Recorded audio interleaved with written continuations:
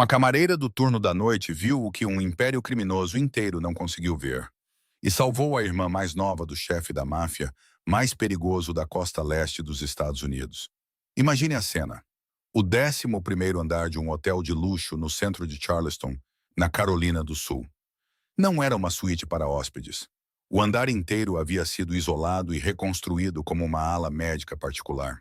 Havia enfermeiras de plantão 24 horas por dia. Monitores rastreavam cada batimento cardíaco. Fluidos intravenosos gotejavam constantemente. E uma garota de 16 anos estava deitada ali, morrendo lentamente,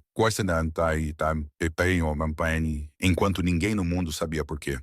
Porque o irmão dela era Corbin Mercer. E quando você é o chefe de uma família que controla metade da costa leste, você não coloca sua irmã em um hospital. Você transforma um andar inteiro de hotel em um. Você contrata médicos particulares, especialistas particulares, uma equipe médica particular. Você usa todos os recursos que o poder e o dinheiro podem alcançar. E por 8 meses, você fica no 12º andar, diretamente acima de sua irmã. Apenas um andar de distância, porque essa é a maior distância que você consegue suportar. E você a vê desaparecer. Não de uma vez, mas lentamente, uma coisa de cada vez. Primeiro a garota parou de desenhar, Shay Mercer, que costumava desenhar em todas as superfícies ao seu alcance, que uma vez transformou guardanapos em pinturas e paredes brancas em museus. Um dia ela largou o lápis e nunca mais o pegou. Depois, ela parou de reclamar. Depois, parou de falar. Depois, parou de reconhecer o irmão sentado ao seu lado. Corbin Mercer era o homem que construiu um império das cinzas aos 17 anos. O homem que ninguém na costa leste ousava olhar nos olhos. E todas as noites ele voltava ao 11º andar para encontrar uma irmãzinha que o olhava como um estranho. 8 meses, nenhuma resposta. E então, em uma noite de quarta-feira no final de outubro, 11 andares abaixo, uma mulher de 27 anos em um uniforme de camareira estava ajoelhada no chão, limpando o mármore polido. Sem diploma de medicina, sem conexões com a família Mercer, sem ideia de que o 11º andar sequer existia.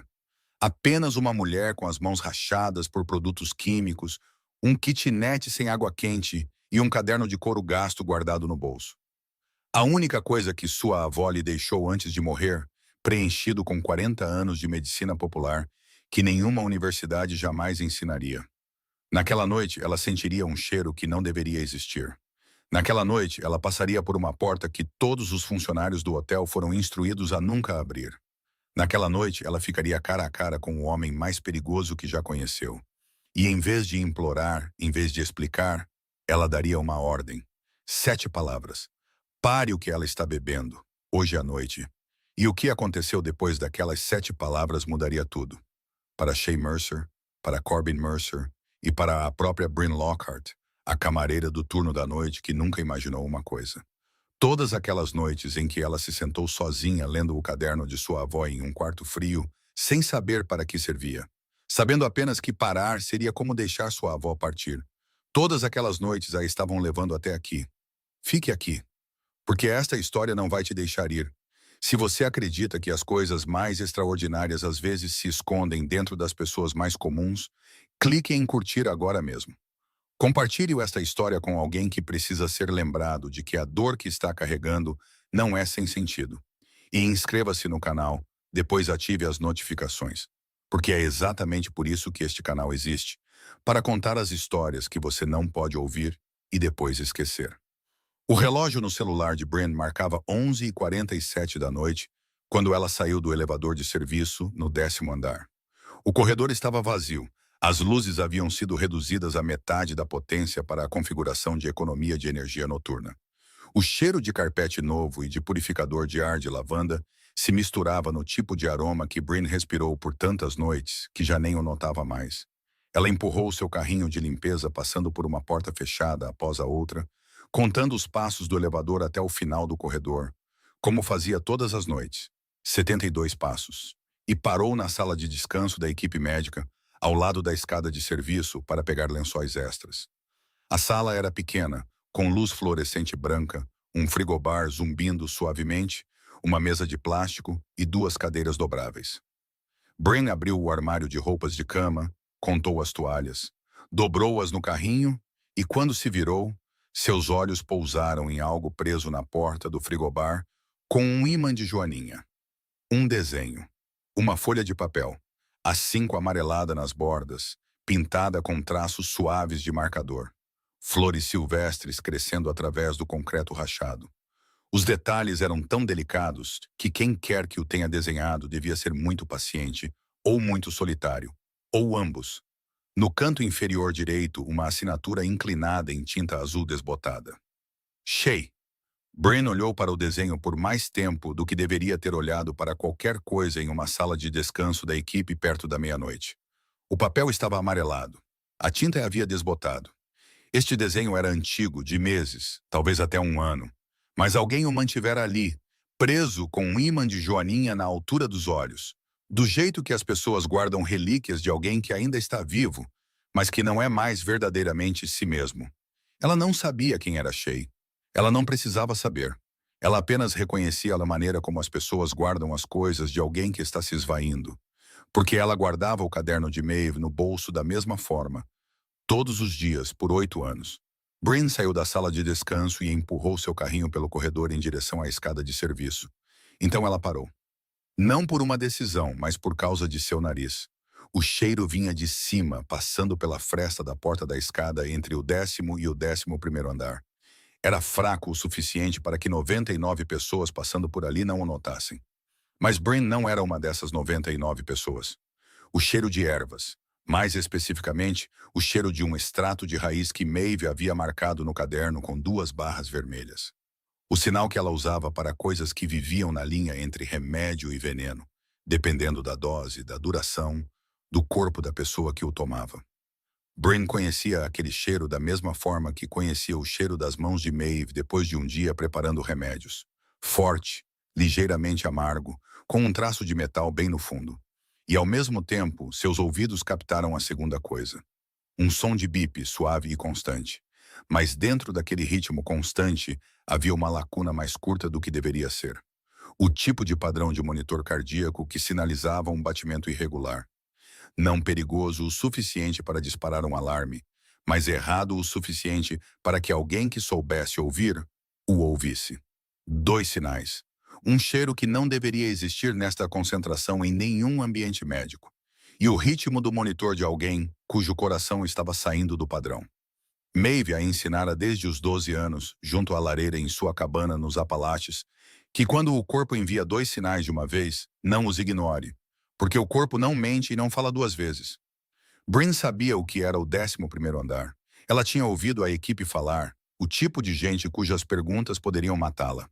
Ela sabia disso. E o reflexo construído ao longo de 8 anos lendo o caderno de Maeve, 8 anos respirando cheiros de remédios dentro de um kitnet frio, 8 anos sobrevivendo com os instintos de alguém sem ninguém para protegê-la além de si mesma. Esse reflexo era mais forte que o medo. Ela empurrou a porta da escada de serviço.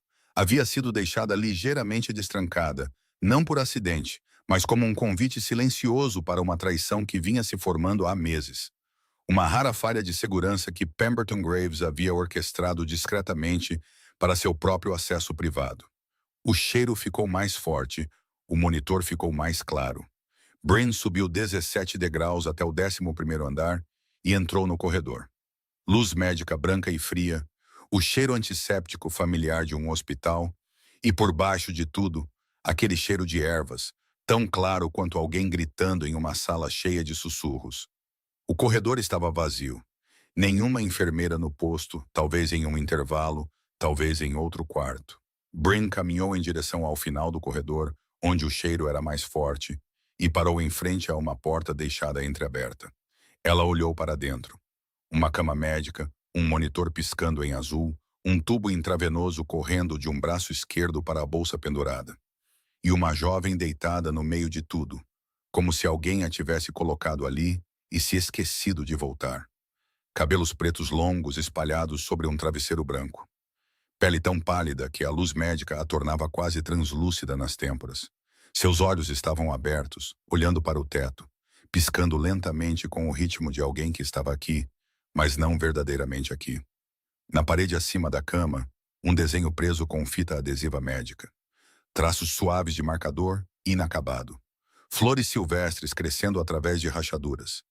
Exatamente o mesmo estilo do desenho lá no 10º andar, exceto que este parava no meio. A tinta secou no meio da linha, como se alguém tivesse começado a desenhar e nunca mais voltado para terminar. Na mesa ao lado da cama, uma bandeja de comida intocada, um copo cheio de água e uma garrafa térmica de aço com a tampa ligeiramente solta.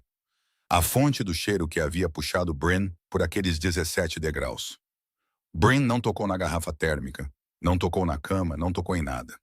Ela ficou a exatos 3 passos da cama, porque sempre contava.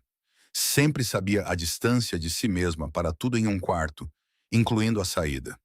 E ela inspirou, lentamente, pelo nariz, do jeito que Maeve a ensinara, separando cada camada de cheiro como se separa camadas de tecido. Antisséptico por fora, medicação intravenosa por baixo, o cheiro de um corpo doente há muito tempo na 3ª camada.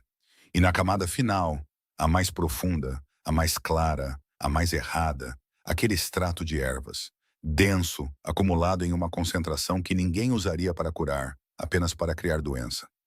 A porta lá atrás de Bryn se abriu sem um som, mas ela soube que alguém havia entrado antes que o ar na sala tivesse tempo de mudar. Porque o cheiro mudou primeiro. Couro. Pólvora antiga impregnada no tecido. Colônia cara que ainda não conseguia cobrir o que estava por baixo. O cheiro de um homem acostumado a viver em espaços onde a violência era uma linguagem cotidiana. Bryn não se virou. Maeve a ensinara isso quando era jovem. Nunca vire as costas para algo que você não terminou de avaliar, mas também nunca enfrente algo que você não está pronto para confrontar. Encontre o 3º ângulo. Ela o encontrou no vidro escuro da janela do hospital, reflexivo o suficiente para espelhar o quarto. E naquele painel de vidro, ela viu 2 homens. O da frente era alto, de ombros largos, com cabelo escuro cortado curto, vestido com um terno escuro sem gravata. Ele tinha o porte de um homem acostumado a tomar posse de cada cômodo que entrava sem precisar dizer uma palavra. O homem atrás dele era menor, mais magro, mas a maneira como sua mão direita repousava perto do cinto dizia a Bryn exatamente o que estava escondido sob o casaco. Ninguém falou nos primeiros 3 segundos. O monitor ao lado da cama de Shay continuou zumbindo. O bip irregular ainda se entrelaçava nele como uma pergunta que ninguém responderia. Bryn contou seus próprios batimentos cardíacos. 64, mais rápido que o normal, mas ainda não o suficiente para fazer suas mãos tremerem. Ela se manteve firme, ainda a 3 passos da cama de Shay, seus olhos fixos no vidro, e esperou. O homem da frente falou primeiro. Sua voz era baixa e monótona, o tipo de voz pertencente a alguém que não precisava levantá-la porque nunca teve que dizer nada 2 vezes. O que você está fazendo aqui? Não era uma pergunta. Era uma declaração de que ela não deveria estar ali e que tudo o que acontecesse a seguir dependeria de sua resposta. Bryn ouviu aquela voz e soube na hora que este era Corbin Mercer. Não porque soubesse seu nome, mas porque aquela voz combinava com tudo o que a equipe do hotel sussurrava sobre o 11º andar. A voz do homem que era dono daquele nível inteiro, e talvez do prédio todo, e talvez de coisas que ela não queria saber. O homem atrás dele se moveu para a direita, cortando o caminho entre Bryn e a porta. Sua mão permaneceu no cinto. Bryn ainda não se virou. Ela olhou diretamente para o reflexo de Corbin no vidro e falou. Sua voz não era alta, não tremia, não pedia permissão. Pare o que ela está bebendo, hoje à noite. Corbin Mercer parou no meio do passo. Não por medo, não por confusão, mas porque nos últimos 8 meses, desde o dia em que Shay parou de desenhar e começou a desaparecer, nenhuma pessoa no mundo havia falado com ele em tom de comando. Os médicos haviam sido cautelosos, os especialistas haviam sido educados, seus homens haviam sido deferentes. E certamente, absolutamente certamente, ninguém em um uniforme de camareira amassado, com o cabelo preso às pressas, a 3 passos de sua irmã, jamais ousara usar aquele tom com ele. Quem é você? Ainda não era uma pergunta, mas desta vez havia algo mais em sua voz. Uma pequena abertura entre o poder e a curiosidade. O som de um homem encontrando algo pela primeira vez que não se encaixava em nenhuma categoria que ele já havia arranjado para o mundo. Bryn se virou. Pela primeira vez, ela olhou diretamente para o rosto de Corbin Mercer, não através do vidro, não através do reflexo. Seus olhos eram escuros e afiados, o tipo de olhos pertencentes a um homem que aprendeu a ler as intenções de outras pessoas antes mesmo que elas abrissem a boca. Os dela eram castanhos e firmes, o tipo de olhos pertencentes a alguém que aprendeu a ler a doença antes que as máquinas pudessem detectá-la. Duas maneiras completamente diferentes de ler o mundo se encontraram pela primeira vez em um quarto preenchido pelo baipe constante de um monitor e uma garota de 16 anos deitada entre a vida e o desaparecimento. A única pessoa neste prédio que consegue sentir o cheiro do que ela está matando, disse Bryn, sem nunca tirar os olhos de Corbin. Sua mão esquerda tocava levemente o bolso interno onde o caderno de couro gasto repousava contra seu peito, onde repousara por 8 anos, esperando por este exato momento. O homem atrás de Corbin olhou para ele em busca de uma ordem. Um aceno de cabeça, um pequeno gesto, e Bryn sabia que nunca deixaria o 11º andar de elevador. Corbin não acenou com a cabeça. Ele não sinalizou. Ele olhou para Bryn, e pela primeira vez em 8 meses, o olhar do chefão da Costa Leste não era o olhar que ele usava para um intruso, não era o olhar que ele usava para uma ameaça que precisava ser removida, mas o olhar de um homem tentando classificar algo inteiramente novo, algo para o qual todo o seu império do submundo não tinha compartimento. O monitor zumbia. Shay piscava lentamente na cama, inconsciente das 3 pessoas em seu quarto. E Bryn Lockhart, de 27 anos, camareira do turno da noite, estava ali com os dedos gastos por anos de trabalho implacável, segurando o caderno de sua avó morta, enfrentando o homem mais perigoso que já conhecera, e ela não piscou. Corbin Mercer falou com uma voz plana como uma mesa, o tipo de voz que não precisava se elevar para o ouvinte entender que esta era a última frase antes que tudo mudasse de uma forma que não poderia ser desfeita. Explique. Se você estiver falando bobagem, esta é a última vez que você diz alguma coisa. Bryn não hesitou. Ela enfiou a mão no bolso interno de seu uniforme, onde o caderno de couro gasto repousava contra seu peito, mais quente que qualquer outra coisa em seu corpo, e o tirou. O caderno era pequeno o suficiente para caber na palma de sua mão, sua capa de couro marrom gasta na lombada, seus cantos enrolados por 8 anos passados sob seu travesseiro, 8 anos sendo aberto todas as manhãs antes que Bryn fizesse qualquer outra coisa com seu dia. Ela folheou até a página que Maeve havia marcado com 2 barras vermelhas no canto superior, o símbolo que ela usava para coisas que viviam na fronteira entre a cura e a morte.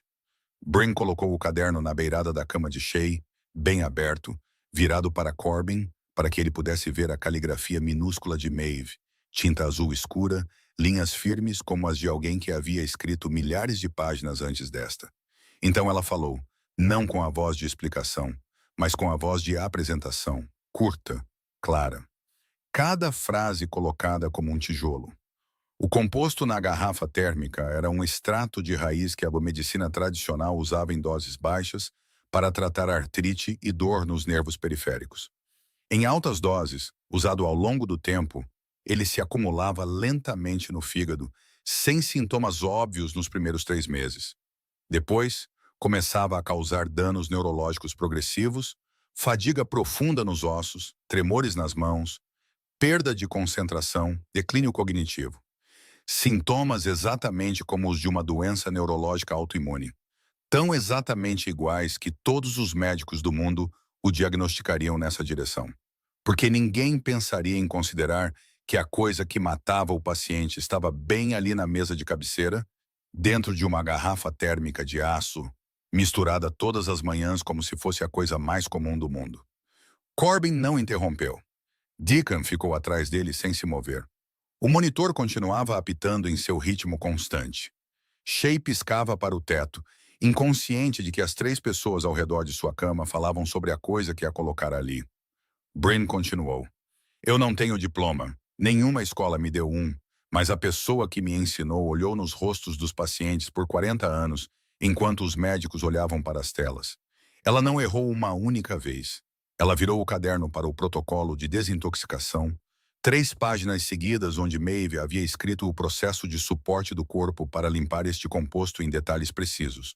As ervas neutralizantes, a dosagem, o tempo, a sequência, tudo escrito com caligrafia clara, exceto pela segunda metade da terceira página. A segunda metade daquela página havia sido escrita em um sistema de símbolos completamente diferente. Não era caligrafia comum, não era inglês, não era nada que Bryn tivesse conseguido ler nos 8 anos em que viveu com este caderno. A página codificada.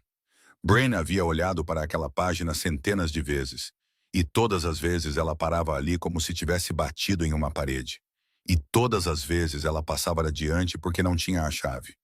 Mas naquela noite, ao lado da cama de uma garota de 16 anos que morria lentamente da mesma coisa que Bryn acabara de identificar, neste exato contexto, sabendo qual era o composto, sabendo quais eram os sintomas, sabendo qual era o mecanismo, ela olhou novamente para a página codificada.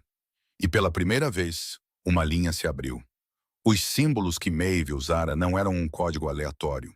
Era um antigo sistema de taquigrafia farmacêutica do tipo que apenas alguém com treinamento formal em farmacologia ortodoxa conheceria. O tipo que uma curandeira popular nas montanhas Apalaches não teria motivo para conhecer, a menos que ela não tivesse sido apenas uma curandeira popular. Bryn parou nessa percepção por exatamente um batimento cardíaco. Então ela se afastou, porque este não era o momento de perguntar quem Maeve realmente tinha sido. Este era o momento de usar o que ela havia deixado para trás. Uma linha decodificada foi o suficiente. O suficiente para completar o protocolo de desintoxicação. O suficiente para saber a dosagem da erva oposta na fase final. O suficiente para Bryn levantar os olhos do caderno e dizer a Corbin, com uma voz que não pedia permissão, mas afirmava um fato, que ela sabia como trazer a garota naquela cama de volta se ele a deixasse fazer isso. Corbin olhou para o caderno, olhou para a caligrafia minúscula, olhou para as 2 barras vermelhas, olhou para a página codificada. Então ele olhou para Bryn, a camareira do turno da noite com as mãos rachadas, parada no quarto de sua irmã à meia-noite, falando sobre compostos, mecanismos hepáticos, farmacologia antiga, com uma voz mais calma do que qualquer especialista que ele já havia contratado. E naquele bolsão de silêncio, em um quarto preenchido pelo baipe constante do monitor e uma garota de 16 anos piscando para o teto, Bryn ouviu a voz de Maeve surgir de uma noite de inverno 13 anos antes, junto à lareira. A mão de Maeve levantando uma raiz seca até o nariz de uma garota de 14 anos, sentada de pernas cruzadas no chão de madeira. Não é uma doença, Bryn. É veneno vestido de tônico. Corbin pegou seu telefone e fez uma única ligação. Ele não explicou muito. Ele apenas falou 7 palavras no receptor e encerrou a chamada. Verifique a garrafa térmica no quarto de Shay. Agora. Então ele olhou para Bryn com os olhos de um homem apostando algo que não podia mais se dar ao luxo de perder. Deacon recebeu a ordem com um aceno de cabeça e saiu para trazer a equipe médica particular da família. As pessoas que chegariam em 1 hora, não importava que fosse no meio da noite. Porque quando Corbin Mercer ligava, não existia tempo. O quarto do hospital ficou com 3 pessoas. Corbin ficou perto da porta. Bryn ficou perto da cama. E Shay deitava entre eles, piscando para o teto, inconsciente de tudo o que acabara de acontecer. Corbin falou, sua voz mais baixa do que antes. Não mais suave, mas o tipo de voz que as pessoas usam quando não querem que a garota na cama ouça, mesmo que a garota provavelmente não ouvisse nada há semanas. A equipe médica está vindo. Você pode ir. Bryn olhou para ele, depois para Shay, depois para o caderno ainda aberto na beirada da cama, a página do protocolo de desintoxicação com a linha codificada que ela acabara de decifrar pela primeira vez na vida. Ela falou, não pedindo permissão, não fazendo uma sugestão. A desintoxicação deste tipo de composto não requer apenas remédios, requer suporte de ervas junto com ele. O tipo certo, a dosagem certa, a sequência certa. Erre um passo e o fígado dela sofre mais danos em vez de curar. Este caderno tem o protocolo. Sua equipe não tem. Corbin ficou em silêncio. Não o silêncio da consideração, o silêncio de um homem medindo alguém por um padrão que ele raramente usava. Um padrão que não tinha nada a ver com ameaça ou vantagem, mas com algo para o qual ele ainda não havia encontrado um nome. Você quer ficar? Ainda não era uma pergunta, mas também não era uma ordem. Vivia no espaço entre o lugar onde Corbin Mercer raramente deixava alguém ficar Eu estou escolhendo ficar. Bryn corrigiu. E a diferença entre essas duas frases era apenas uma palavra, mas carregava o peso de tudo. Ela não estava sendo mantida, não estava sendo aprisionada, não estava sendo forçada. Ela estava no quarto de hospital da irmã do chefe da máfia da Costa Leste, à meia-noite, e dizendo que escolhia estar ali, com a voz de alguém que passou 27 anos sem ninguém escolhendo nada por ela, e se acostumou a decidir tudo por si mesma, até mesmo as coisas muito mais assustadoras do que este quarto. Corbin olhou para ela por mais 3 segundos, então ele acenou uma vez, curto e final, e saiu sem dizer outra palavra. A porta se fechou. Seus passos desapareceram pelo corredor do 11º andar. O monitor continuou apitando, Shay continuou respirando, e Bryn ficou sozinha pela primeira vez desde que empurrara a porta da escada de serviço. Ficou no quarto frio sob a luz médica branca com a garota de 16 anos adormecida ao seu lado e toda a força que ela usara para impedir que sua voz tremesse, para impedir que seus olhos piscassem, para manter suas mãos firmes no caderno. Tudo isso se dissolveu de uma vez. Ela não se sentou na cadeira. Ela se sentou no chão com as costas contra a lateral da cama de Shay, os joelhos dobrados, o caderno de Maeve repousando aberto em seu colo na página codificada. Ela passou o polegar sobre o papel lentamente, traçando as linhas da caligrafia de Maeve. Aquela escrita minúscula e uniforme que ela traçara milhares de vezes ao longo de 8 anos, todas as manhãs, antes do trabalho, todas as noites antes de dormir. Do jeito que as pessoas acariciam o rosto de alguém, de quem sentem falta quando essa pessoa não está mais aqui para ser tocada. E ela chorou. Pela primeira vez em 8 anos, desde o dia em que Maeve se deitou na cabana nas Montanhas Apalaches, Bryn Lockhart chorou. Não porque estivesse com medo, não por causa deste quarto, não por causa do homem que acabara de sair, não por causa da garota na cama ou da coisa que a matava.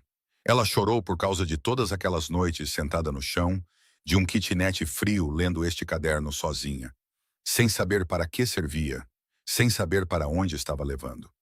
Sabendo apenas que parar seria como deixar Maeve ir quando ela ainda não estava pronta para deixar ir. Todas aquelas noites, descobriu-se, a estavam levando até aqui, a este quarto, a esta garota, a linha codificada que ela finalmente conseguiu ler. Porque pela primeira vez ela tinha contexto suficiente para ver o que Maeve havia escondido ali. E essa foi a segunda razão pela qual ela chorou. Porque aquela linha codificada lhe dizia que Maeve conhecia um antigo sistema de taquigrafia farmacêutica, algo que uma curandeira popular nas montanhas não tinha motivo para saber. Maeve havia escondido algo dela. Maeve, que a ensinara tudo, que lhe dissera para nunca esconder a verdade porque a verdade era o único remédio que nunca expirava, havia escondido pelo menos uma verdade dela.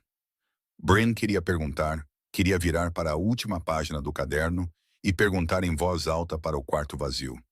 Quem é você? De onde você veio antes das montanhas? Onde você aprendeu essas coisas? Mas o quarto vazio não respondeu.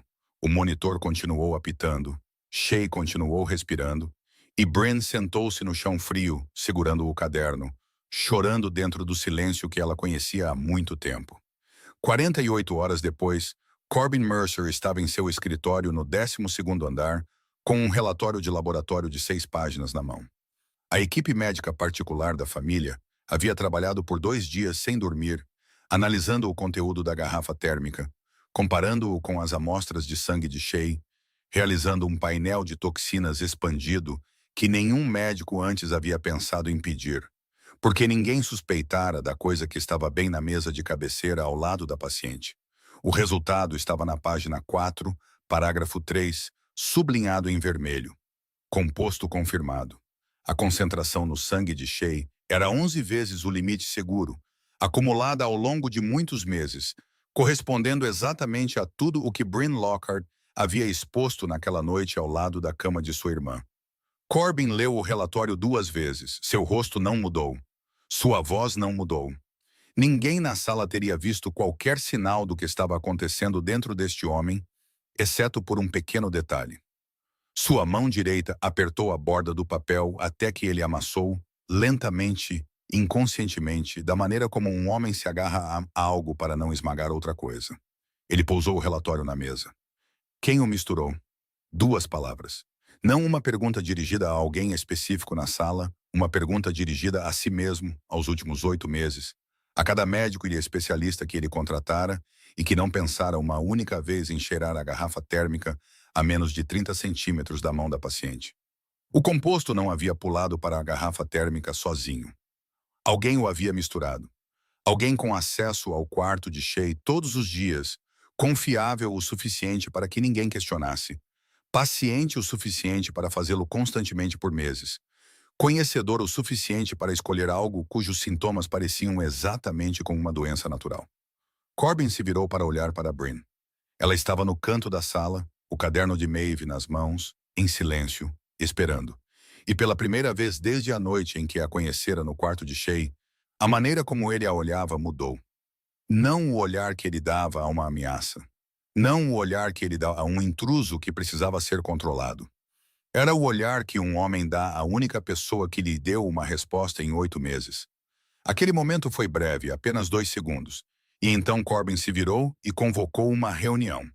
Pemberton Graves chegou em 20 minutos. Ele entrou no escritório do 12º andar com o passo de um homem que havia entrado naquela sala milhares de vezes ao longo de 15 anos.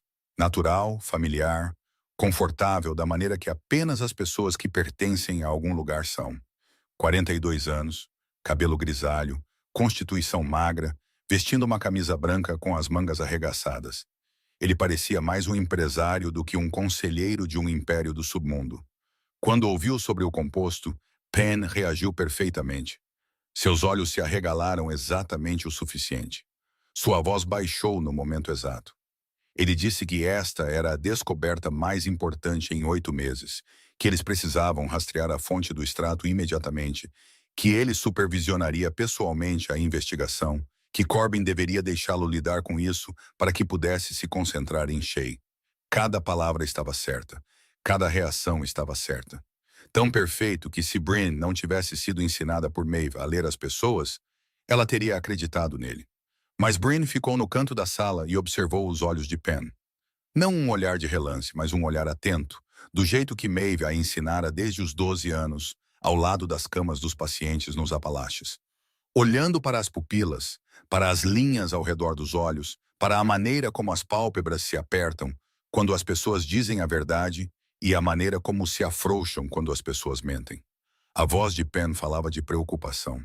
Os olhos de Penn falavam outra coisa. Seus olhos não estavam arregalados de choque. Seus olhos estavam arregalados de cálculo. Os olhos de um homem medindo rapidamente quantas porcentagens a nova situação havia mudado no plano antigo.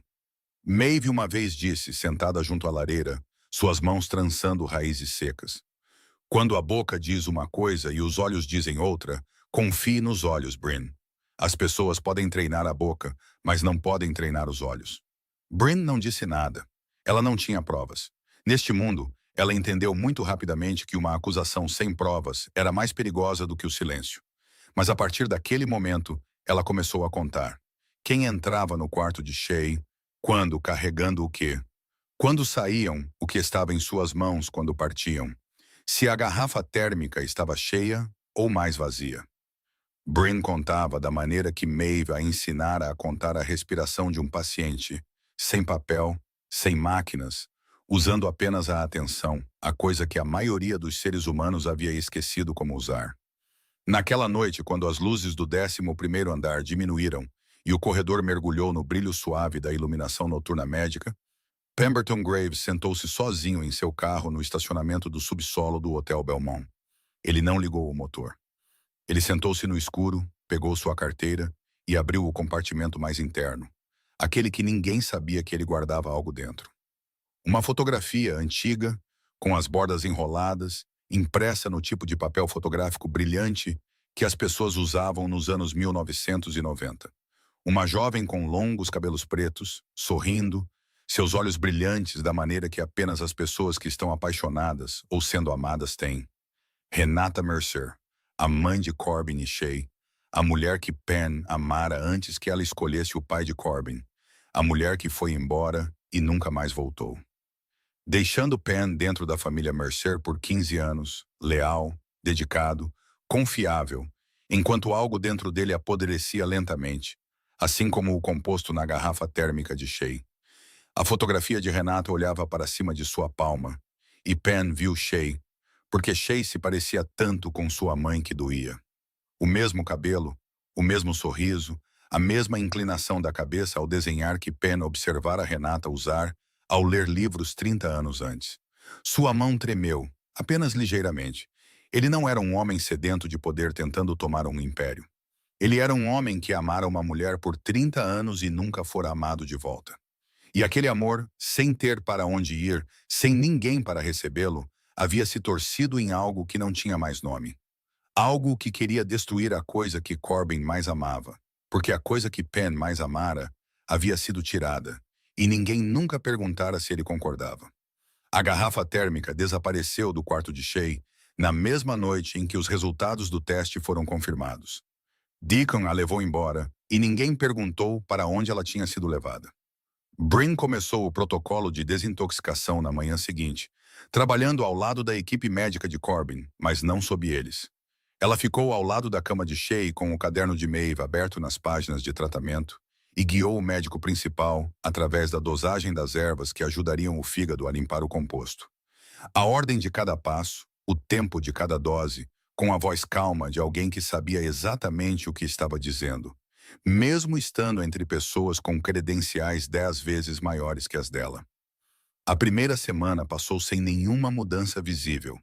Shay ainda estava deitada ali. Ela ainda piscava para o teto. Ela ainda não respondia quando as enfermeiras trocavam seus fluidos intravenosos, ou quando Corbin se sentava ao seu lado todas as noites e falava com ela, mesmo que ela nunca respondesse. O monitor ainda mantinha seu ritmo constante com aquele leve batimento irregular entrelaçado. Os relatórios de sangue diários mostravam o nível do composto caindo, lentamente, exatamente como o protocolo havia previsto. Mas o corpo precisava de tempo, e tempo era algo que ninguém podia comprar. Nem mesmo Corbin Mercer. Bryn não desanimou. Maeve a ensinara que o corpo humano não se cura no cronograma que os de fora querem. Ele se cura em seu próprio cronograma, e o trabalho do curador é ser paciente o suficiente para reconhecer o sinal quando ele vem. O sinal veio na tarde do 9º dia. Bryn estava sentada ao lado da cama de Shay fazendo anotações para a próxima dose, e em um telefone que alguém havia deixado na mesa de cabeceira, a música estava tocando. Uma peça de piano suave que as enfermeiras gostavam de colocar para Shay porque alguém uma vez disse que a garota costumava amar música antes da doença. Bryn não estava olhando para Shay então. Ela estava escrevendo. Mas Maeve a ensinara que os olhos não são o único sentido que sabe observar, e às vezes a mão sabe antes dos olhos. A mão esquerda de Bryn repousava na beirada da cama, perto da mão direita de Shay, e ela sentiu um movimento, tão pequeno que se a mão de Bryn não estivesse ali, ela o teria perdido. O dedo indicador de Shay se levantou ligeiramente, apenas alguns milímetros, e depois baixou novamente no ritmo do piano. Não um espasmo aleatório, mas um movimento deliberado. O tipo de movimento feito por alguém que ouve e responde, mesmo que o resto do corpo ainda não tenha acompanhado. Bryn parou de escrever. Ela olhou para o dedo de Shay, olhou muito de perto, esperou. O piano mudou para o refrão e o dedo se levantou novamente. Lento, fraco, mas real. A câmera de vigilância montada no canto do quarto não registrou o movimento porque era muito pequeno, abaixo do limiar de sua resolução, e o monitor não o detectou porque não era uma mudança no ritmo cardíaco ou na pressão arterial. As máquinas passaram por cima dele. Bryn não, porque ela fora ensinada a ver o que as máquinas não podem ver, ouvir o que as máquinas não podem ouvir e confiar em seus próprios sentidos, mais do que em qualquer tela. Ela não chamou ninguém, não alertou ninguém. Ela apenas colocou sua mão ao lado da mão de Shay, levemente, sem tocar, apenas perto o suficiente para sentir se o dedo da garota se movesse novamente. E ela esperou. A peça de piano terminou. O dedo de Shay ficou imóvel, mas Bryn o vira, e vê-lo uma vez foi o suficiente. A garota ainda estava lá dentro. Ela estava tentando encontrar o caminho de volta. Naquela mesma tarde, Pen Graves veio ao 11º andar para visitar Shay, assim como fazia todos os dias nos últimos 8 meses.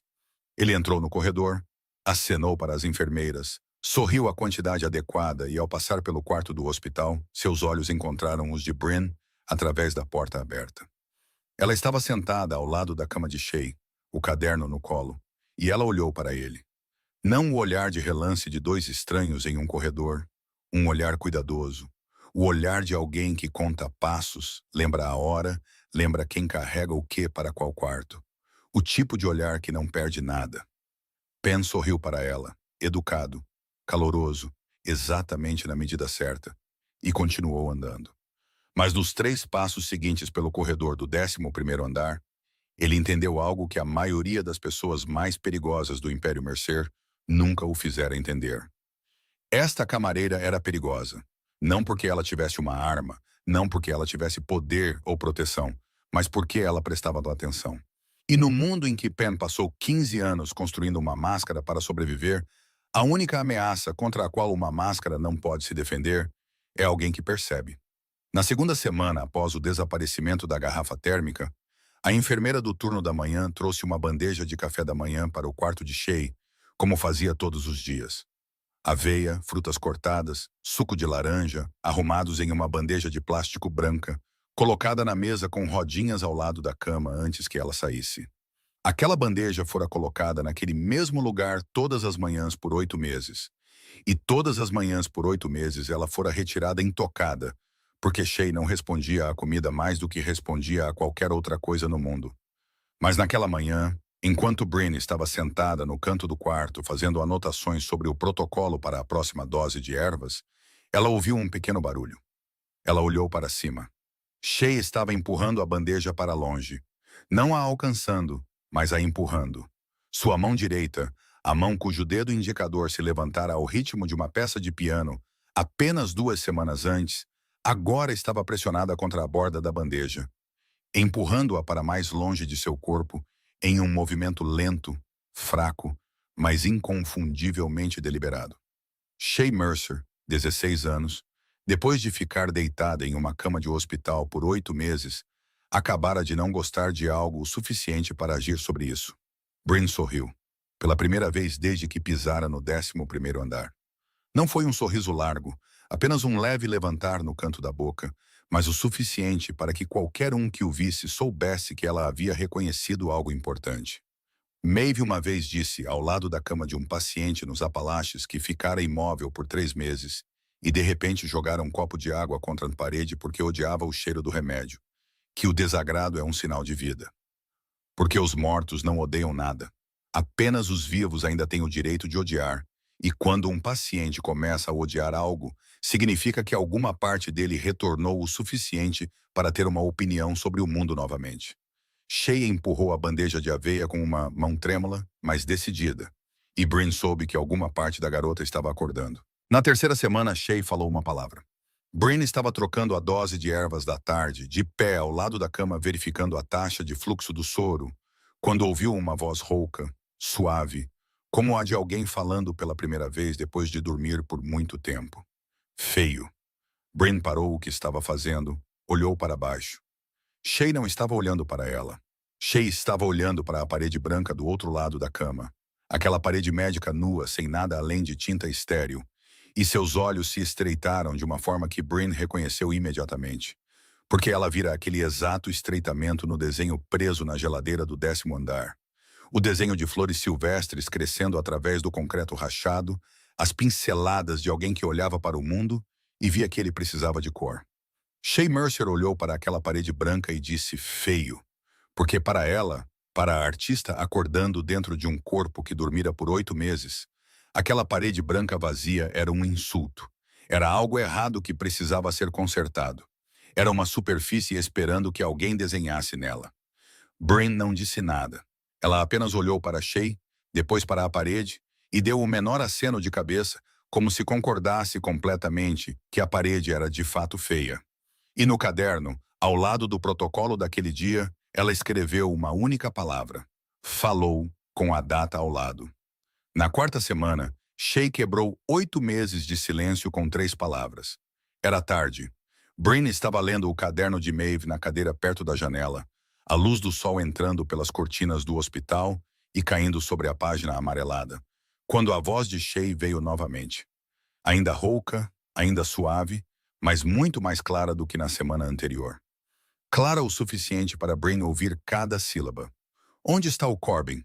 3 palavras, Shay perguntou. Seus olhos se voltaram para a porta, os olhos de alguém procurando por uma pessoa específica, em vez de olhar infinitamente para o teto como fizera por 8 meses. E aquelas 3 palavras carregavam mais peso do que qualquer relatório médico, mais peso do que 6 páginas de resultados de laboratório, mais peso do que tudo isso. Porque significavam que Shay se lembrava. Ela se lembrava que tinha um irmão, lembrava qual era o nome de seu irmão e queria saber onde ele estava. Bryn se levantou, saiu para o corredor e quase esbarrou em Deacon. Ele estava parado do lado de fora da porta, com as costas contra a parede, os braços cruzados sobre o peito, e ele tinha ouvido. Bryn sabia que ele tinha ouvido porque Deacon, o homem mais quieto do 11º andar, o homem que nunca deixara transparecer nada em seu rosto, nem quando Corbin estava furioso, nem quando o relatório do laboratório confirmou que a irmã de seu chefe fora envenenada. Aquele homem agora estava virado para a parede oposta, não olhando para Bryn, não olhando para ninguém. Virado de costas da maneira de alguém que não quer que ninguém veja o que está acontecendo em seu rosto naquele momento. Bryn não olhou. Ela não precisava. Ela passou por ele e seguiu pelo corredor em direção ao elevador para chamar Corbin, deixando Deacon sozinho do lado de fora da porta de Shay, de frente para a parede, dentro de um silêncio que ninguém precisava quebrar. Corbin começou a aparecer no 11º andar com mais frequência depois do dia em que Shay perguntou: Onde está o Corbin? Não apenas à noite, como antes, mas de manhã, à tarde, às vezes no meio do dia. Ele saía do elevador no 12º andar e descia a escada particular um nível até o corredor do 11º, e ficava ali. Ele não ia direto para o quarto de Shay. Ele ficava no corredor, com as costas contra a parede, os braços cruzados sobre o peito ou pendurados ao lado do corpo, olhando pela porta entreaberta para o quarto do hospital, onde Bryn estava trocando uma dose de ervas, ou verificando o gotejamento do soro, ou sentada ao lado de Shay, lendo o caderno de Maeve enquanto a garota dormia. Ele não dizia nada. Ele não pedia atualizações. Ele não exigia um relatório. Ele apenas ficava ali em silêncio por 5 minutos, 10 minutos, às vezes 15, e depois ia embora. Bryn notou a mudança no segundo dia. Ela notava tudo porque Maeve a ensinara a notar, e ela entendeu que a presença silenciosa de Corbin no corredor do 11º andar não era vigilância. Corbin monitorava as coisas através de câmeras, através de Deacon, através do sistema que ele passara quase 20 anos construindo para controlar tudo ao seu alcance. Ele não precisava ficar no corredor para vigiar. Ele ficava no corredor por outra razão. Porque um homem acostumado a controlar tudo estava escolhendo ficar parado, escolhendo não interferir, escolhendo deixar uma camareira do turno da noite com um caderno de couro gasto decidir o que entrava no corpo de sua irmã a cada dia. E essa escolha, para um homem como Corbin, era a maior forma de confiança que ele sabia dar. Bryn não disse nada sobre isso. Ela simplesmente continuou trabalhando. E toda vez que sentia Corbin parado do lado de fora da porta, ela não se virava para olhar, mas suas mãos ficavam um pouco mais firmes, e o quarto parecia um pouco menos frio de uma forma que ela não conseguia explicar e não tentava explicar. Uma noite, 3 semanas depois do dia em que Shay falou sua primeira palavra, Bryn estava sentada na varanda do 11º andar, lendo o caderno de Maeve. A varanda era pequena, grande o suficiente apenas para uma cadeira de plástico e uma pessoa, com vista para Charleston à meia-noite. As luzes amarelas da rua lançando seu brilho em direção ao distante rio Cooper. O ar de novembro era frio o suficiente para que Bryn puxasse as mangas sobre as mãos. Ela estava lendo a página codificada, aquela que agora começara a decifrar um pouco mais graças ao contexto do protocolo de desintoxicação de Shay, embora a maior parte ainda permanecesse um mistério. Ainda a coisa que Maeve escondera e que Bryn ainda não conseguira tocar. Ela ouviu passos antes de vê-lo. Os passos de Corbin eram diferentes de qualquer outra pessoa no 11º andar. Mais pesados que os das enfermeiras, mais leves que os de Deacon, firmes com o ritmo de um homem que sempre sabia para onde estava indo. Ele entrou na varanda. Em sua mão havia uma xícara de chá. Ele a colocou no parapeito ao lado de Bryn, sem dizer uma palavra, sem explicar por quê, sem perguntar se ela queria. Colocou-a ali e voltou para a porta. Bryn olhou para o chá. porcelana branca, quente, o vapor subindo no ar frio de novembro. E ela percebeu algo pequeno que nunca havia acontecido antes. Ela não contou. Pela primeira vez desde que pisara no 11º andar, ela não contou automaticamente os passos de onde estava sentada até a saída mais próxima. Ela olhou para o chá e o bebeu. Corbin voltou para a varanda 10 minutos depois. Não por causa do chá. Ele estava carregando uma segunda cadeira de plástico que ele colocou ao lado da de Bryn, longe o suficiente para que seus ombros não se tocassem, mas perto o suficiente para conversar sem levantar a voz. Ele se sentou. Houve silêncio por um tempo. Então Bryn falou.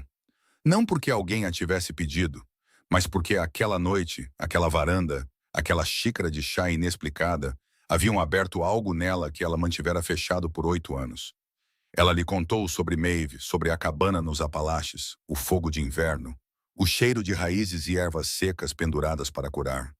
Sobre as noites em que Maeve se sentava ao lado da cama de Bryn, de 14 anos, levantando raízes até seu nariz e dizendo-lhe para cheirar, distinguir, lembrar. Sobre o dia em que Maeve morreu na cabana vazia da montanha. Bryn, aos 19 anos, sentada ao lado de sua cama, segurando o caderno que Maeve colocara em suas mãos 2 dias antes de fechar os olhos.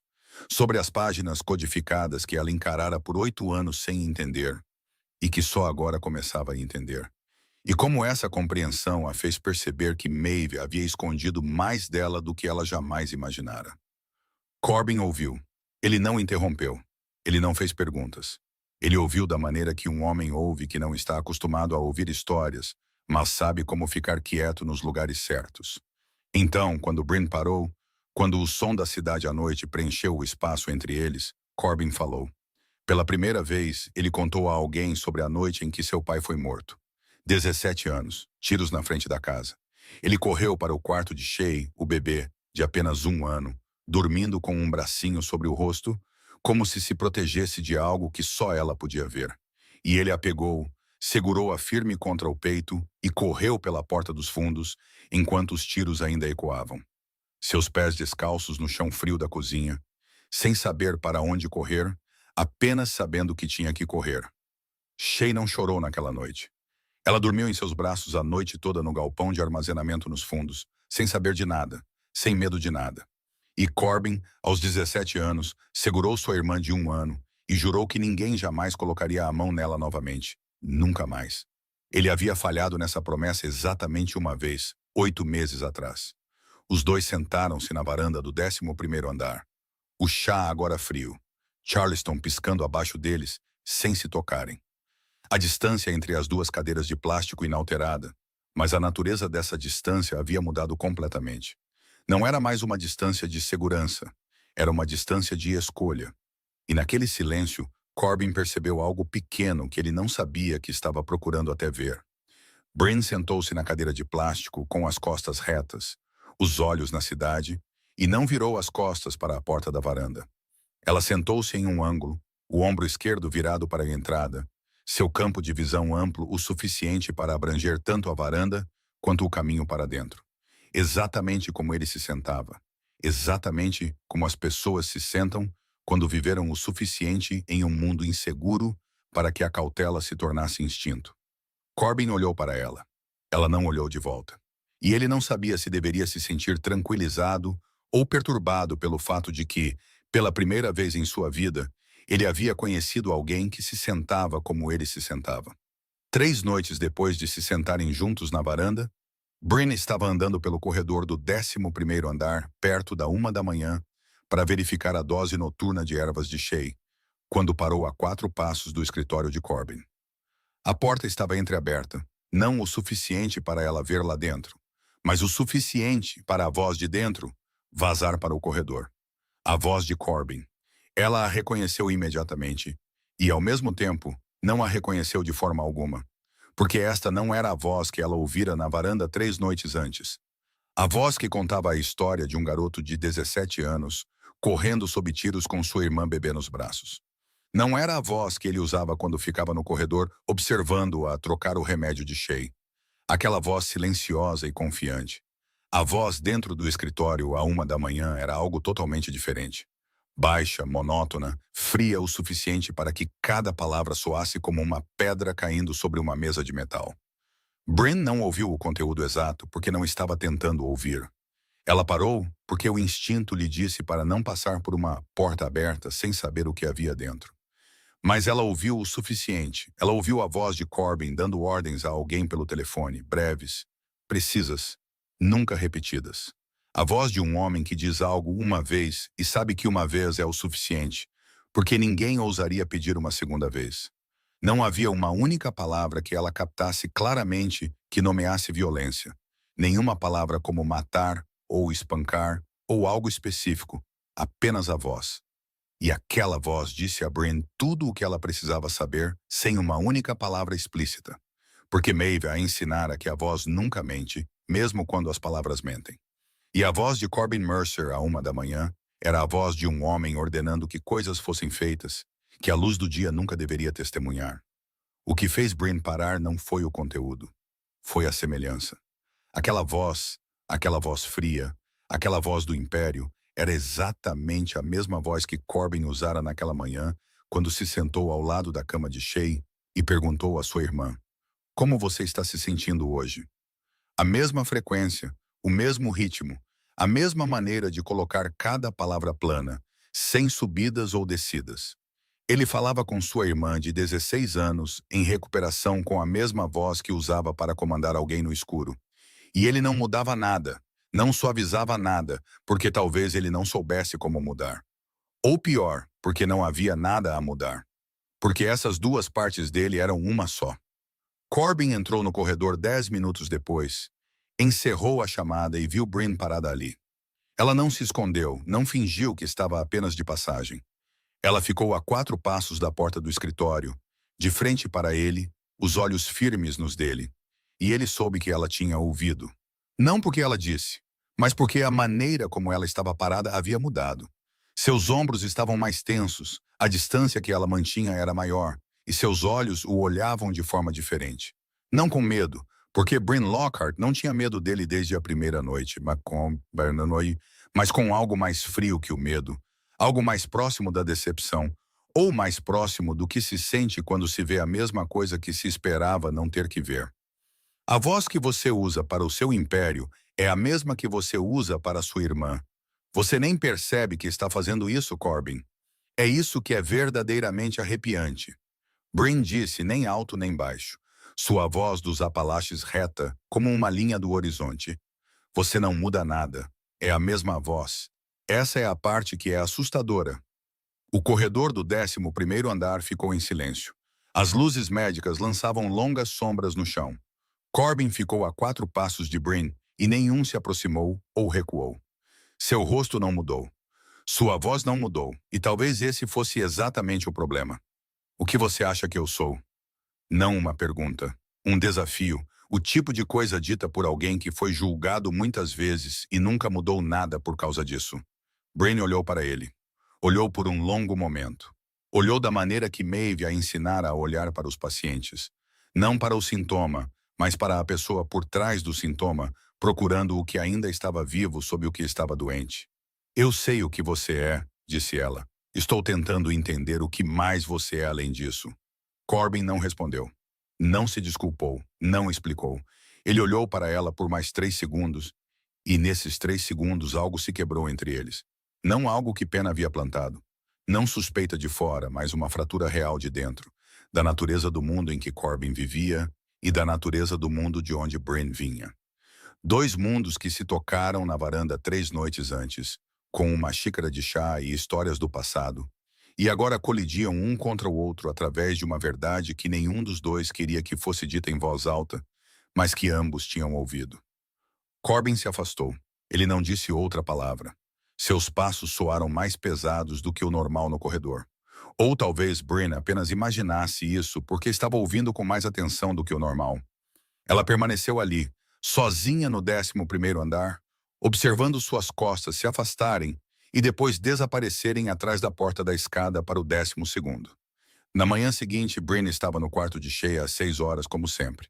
Ela trocou a dose matinal de ervas, verificou os fluidos intravenosos, fez anotações no caderno de Maeve, Sentou-se ao lado de Shay, enquanto a garota abria os olhos e olhava ao redor do quarto com um olhar que ficava mais claro a cada dia. Ela não contou a ninguém sobre a noite anterior. Não explicou por que ainda estava ali. Corbin desceu para o 11º andar às 8 horas, ficou no corredor como sempre fazia, e ele também não perguntou. Ele não perguntou por que ela havia ficado depois de ouvir sua voz à 1 da manhã. Ele não perguntou porque sabia que a resposta carregava mais peso do que a pergunta. E ambos sabiam que Bryn Lockhart tinha ouvido, tinha visto, tinha entendido o que o chefão da Costa Leste realmente era. E naquela manhã ela ainda estava sentada ali, trocando o remédio de sua irmã, com suas mãos rachadas e seu caderno de couro gasto. E essa escolha, a escolha de permanecer depois de saber, carregava mais peso do que qualquer palavra. Em inglês, ou nos Apalaches, ou em qualquer língua do mundo, poderia conter. Aconteceu às 4 da manhã, 2 dias depois da noite em que Bryn ficou no corredor e ouviu a voz de Corbin através da porta entreaberta. O alarme do sistema de ventilação de Shay disparou.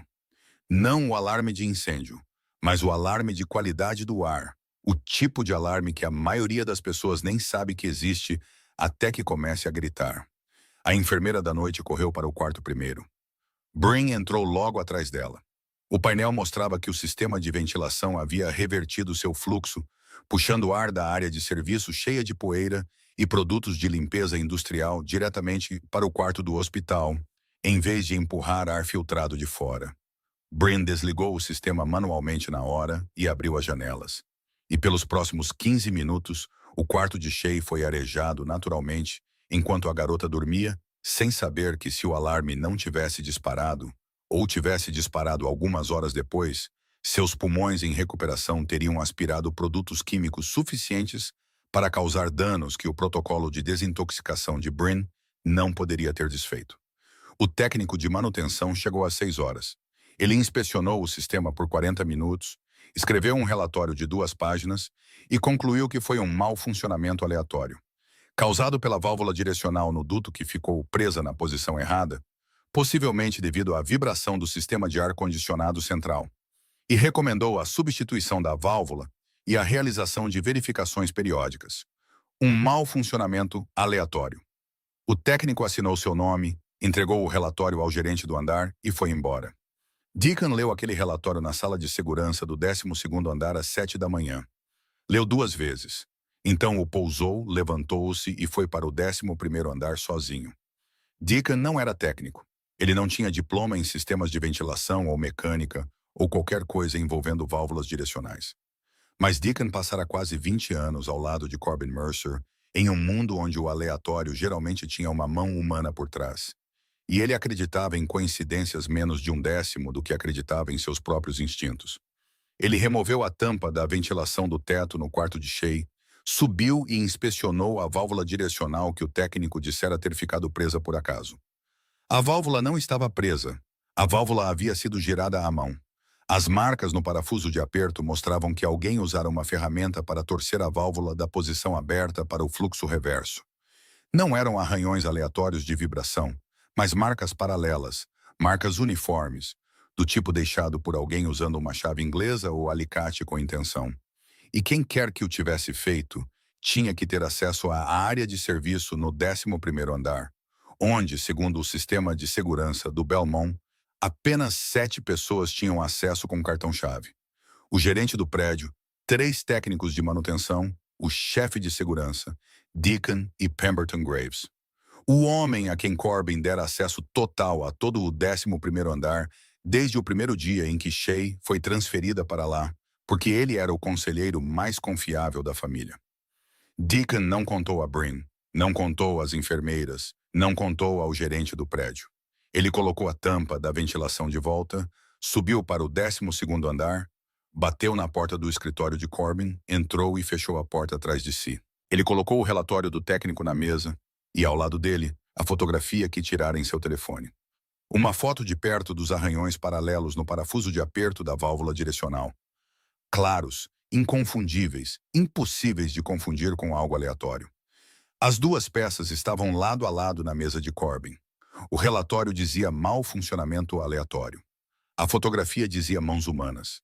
Deacon não precisava dizer mais nada. Evidência física dele, evidência médica de Bryn. Duas fontes completamente separadas, duas pessoas que não haviam se coordenado, e ambas apontavam na mesma direção. Pengraves bateu na porta do escritório do 12º andar naquela tarde, 2 horas depois que Deacon colocou a fotografia da válvula arranhada na mesa de Corbin, e saiu. Pen não sabia sobre a fotografia, não sabia que Deacon havia subido no teto acima do quarto de Shay e encontrado a coisa que o relatório do técnico chamara de aleatória, mas que não era aleatória de forma alguma. Pen entrou no escritório com um propósito totalmente diferente, um que ele vinha preparando desde o dia em que percebeu que a camareira do turno da noite o olhava com os olhos de quem contava passos e lembrava. Ele se sentou na cadeira em frente a Corbin, natural, confortável, da maneira como um homem se senta que ocupou aquela cadeira milhares de vezes ao longo de 15 anos. E ele falou com a voz de preocupação sincera que ele praticara tão bem que às vezes até ele mesmo acreditava. Eu tenho pensado muito naquela garota, Corbin. Corbin não reagiu. Ele ficou imóvel. Esperou. Pen continuou lentamente, escolhendo suas palavras com o cuidado de um homem, colocando minas dentro da linguagem. Ela sabia exatamente qual era o composto, sabia como ele se acumulava no fígado, sabia que os sintomas imitavam uma doença autoimune, sabia a dosagem, sabia o tempo, até sabia o protocolo de desintoxicação. Uma camareira do turno da noite. Pen fez uma pausa longa o suficiente para que o próprio silêncio dissesse o que ele queria dizer, sem que ele precisasse abrir a boca. Quem garante que não foi ela quem a envenenou? A pergunta caiu no escritório do 12º andar como uma pedra jogada em água parada, não alta, mas enviando ondulações em todas as direções. A lógica de Pen era plausível o suficiente. Uma garota sem diploma, sem apresentação, aparecendo do nada, sabendo exatamente o que estava matando Shay com uma precisão espantosa. Isso poderia significar que ela era talentosa, ou poderia significar que ela sabia por que tinha feito. Pen não a acusou diretamente. Ele apenas levantou a questão, plantou a semente e deixou a semente crescer por conta própria dentro da mente de Corbin. Porque ele sabia que um homem como Corbin Mercer não precisava que lhe dissessem para suspeitar de alguém. Ele só precisava que alguém abrisse a porta certa, e a suspeita entraria por si mesma. Corbin ficou em silêncio por 40 segundos depois que Pen terminou de falar. 40 segundos é muito tempo em uma sala com apenas 2 pessoas e nenhum som, exceto o relógio. Então ele disse com a voz monótona, sem dar a Pen nenhuma pista sobre o que se passava em sua mente. Vou considerar. 3 palavras, nem concordância, nem negação, sem dar a Pen nada a que ele pudesse se agarrar. Pen acenou com a cabeça, levantou-se, saiu com o sorriso devidamente medido de um conselheiro leal que acabara de cumprir seu dever e fechou a porta lá atrás de si. Quando a porta se fechou, Corbin abriu a gaveta de sua mesa e pegou a fotografia que Deacon havia tirado. Os arranhões paralelos no parafuso de aperto da válvula. Interferência manual por alguém com acesso interno ao 11º andar. Bryn Lockhart não tinha um cartão-chave para a área de serviço. Ela nem tinha mais um crachá de funcionária do Belmont, porque o entregara na noite em que escolheu permanecer no 11º andar. Ela não poderia ter entrado na área de serviço para girar a válvula de ventilação, mesmo que quisesse. A lógica de Pen tinha uma falha. Uma falha que Pen não sabia que Corbin já tinha a evidência para ver. Mas Corbin não descartou nada completamente. Ele nunca descartava ninguém ou nada completamente, porque o mundo o ensinara aos 17 anos que a pessoa em quem ele mais confiava poderia ser a primeira a traí-lo, e essa lição nunca expirava. A semente que Pen plantou não criou raízes tão profundas quanto Pen queria, mas permaneceu ali, no solo, e Corbin não a arrancou. Naquela tarde, Corbin desceu ao 11º andar como fazia todos os dias. Ele ficou no corredor olhando pela porta entreaberta para o quarto de Shay, onde Bryn estava trocando a dose de ervas da tarde. Tudo parecia igual a todos os outros dias, exceto por uma coisa que Bryn notou. Ela sempre notava porque Maeve a ensinara a notar. E o que ela notou naquela tarde foi que Corbin a olhava de forma diferente. Não muito diferente, não com suspeita aberta, ou frieza, ou hostilidade. Apenas que a distância em seus olhos era ligeiramente maior. da maneira como uma pessoa olha para alguém através de uma nova camada de vidro que não estava lá antes. Sutil, mas Bryn sobrevivera 27 anos notando mudanças sutis, porque nos Apalaches e no kitnet frio, e em todos os lugares onde já vivera, mudanças sutis eram o único aviso antes que tudo desmoronasse. Ela entendeu exatamente onde estava pisando, no meio do arame. De um lado estava o homem que começava lentamente a confiar nela. O suficiente para deixá-la tocar em sua irmã todos os dias. O suficiente para se sentar em uma varanda à meia-noite e contar-lhe sobre seu passado. Do outro lado estava alguém garantindo que essa confiança nunca se tornaria completa. E a rachadura da noite em que ela ficara no corredor e ouvira a voz de Corbin, à 1 da manhã, a rachadura que ambos sabiam que estava lá, embora nenhum tivesse falado sobre ela, estava tornando o arame sob seus pés mais fino. Na sexta semana, Shay Mercer sentou-se, não apenas apoiada em travesseiros como na semana anterior, mas sentada ereta, com as costas contra a cabeceira, ambas as mãos repousando sobre o cobertor. Seus olhos totalmente abertos e movendo-se pelo quarto com o olhar de alguém que acabara de despertar de um sono muito longo e estava tentando se lembrar de tudo o que mudara enquanto ela estava fora. Ela também falava mais, não em palavras dispersas como na terceira ou quarta semana, mas em frases completas. Sua voz ainda rouca, ainda mais lenta do que deveria, mas coerente, com começo e fim, com um significado que se mantinha. Ela perguntou à enfermeira por que as luzes eram tão brilhantes. Ela disse a Deacon para trazer suas canetas de desenho, mas Deacon não sabia que tipo comprar. Então ela teve que descrevê-las com tantos detalhes que ele digitou 3 linhas completas em seu telefone. Ela reclamou que a aveia estava sem graça. Cada reclamação era um passo à frente, e Bryn marcava cada uma no caderno com tinta azul, com a data ao lado, com um pequeno sorriso que não deixava ninguém ver. Naquela tarde, a enfermeira saiu por 15 minutos para pegar medicação. Deacon foi com ela porque Corbin os chamara para o 12º andar para uma reunião, e o quarto do hospital ficou apenas com Bryn e Shay. Bryn sentou-se na cadeira ao lado da cama fazendo anotações para a dose da noite. E Shay olhou para ela com um tipo de curiosidade que não estivera desperta o suficiente para usar nas 6 semanas anteriores. Então Shay falou com uma voz comum, como se estivesse contando uma história simples do dia a dia. Tio Penn fazia chá para mim todas as manhãs. Ele me disse para não contar a ninguém. Um segredo entre nós dois. A caneta na mão de Bryn parou no meio de uma palavra. Ela não levantou o olhar imediatamente. Manteve os olhos na página. Manteve a mão na caneta. Manteve o rosto neutro com toda a força que 27 anos de sobrevivência a ensinaram. Porque ela sabia que se olhasse para cima muito rápido, se seus olhos mudassem de forma muito visível, Shay, de 16 anos, saberia que algo estava errado e ficaria assustada. E a garota já tinha se assustado o suficiente, mesmo que não soubesse do que tivera medo por 8 meses. Bryn levantou os olhos lentamente, sorriu gentilmente e perguntou com a voz mais comum que conseguiu. Que tipo de chá? E Shay explicou de forma simples, inocente, que o tio Penn trazia uma garrafa térmica todas as manhãs, desde antes de ela ficar doente, dizendo que era um chá de ervas bom para sua saúde, dizendo a ela para não mencionar a Corbin, porque ele a faria tomar remédios normais em vez de ervas. Apenas um segredo entre tio e sobrinha. Shay terminou de contar e se virou de volta para a parede branca que ainda odiava.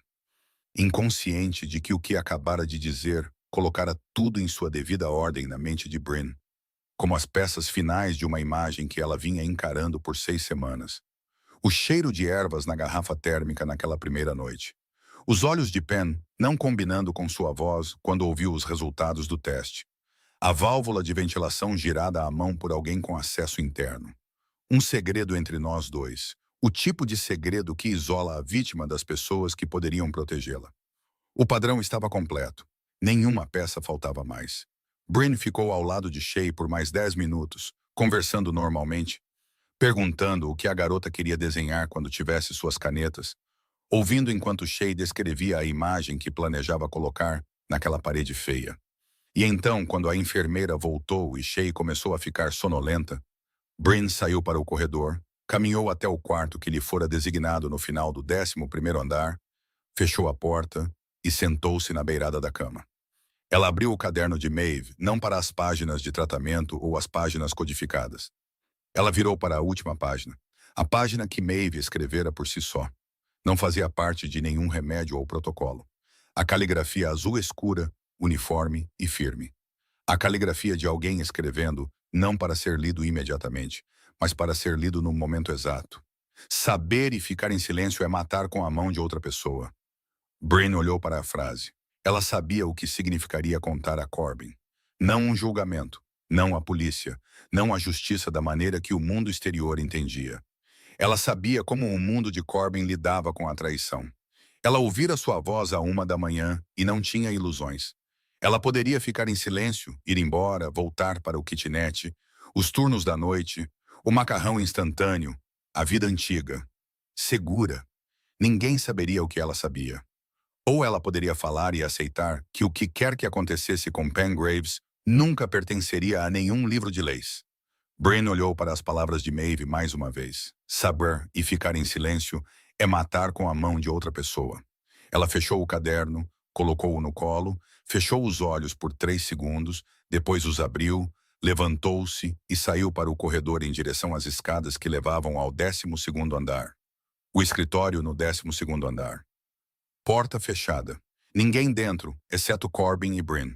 Ela não se sentou, ele não pediu que ela se sentasse. Ela ficou a 4 passos de sua mesa, o caderno de Maeve fechado em sua mão esquerda. E ela falou, não com a voz de explicação, não com a voz de persuasão, com a voz dos Apalaches.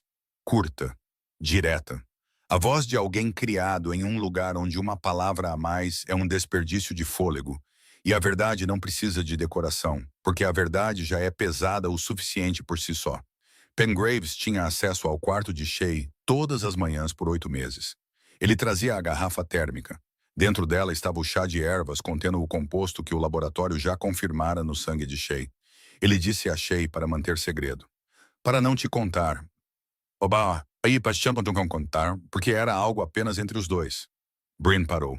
Não para criar drama, para dar a Corbin tempo de engolir cada frase, porque ela sabia que cada uma delas era como uma lâmina cortando algo que ele passara 15 anos construindo.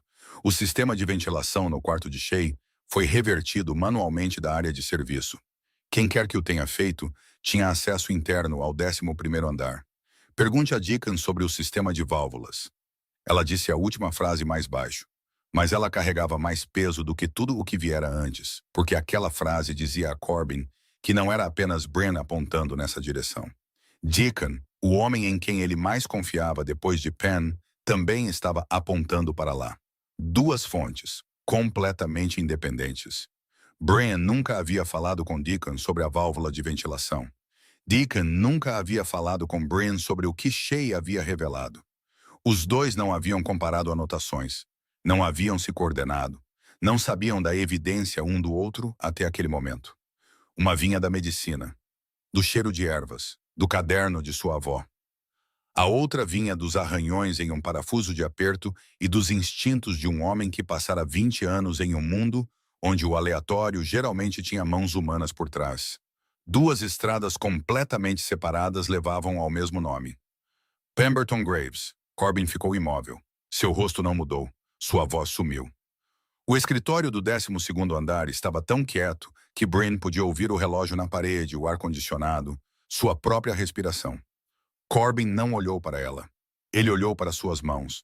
Ambas as mãos estavam apoiadas na mesa, com as palmas para baixo, e ele as olhava da maneira como um homem olha para as coisas que usou para construir tudo, e então começa a se perguntar se algo daquilo era real, se a fundação era uma mentira.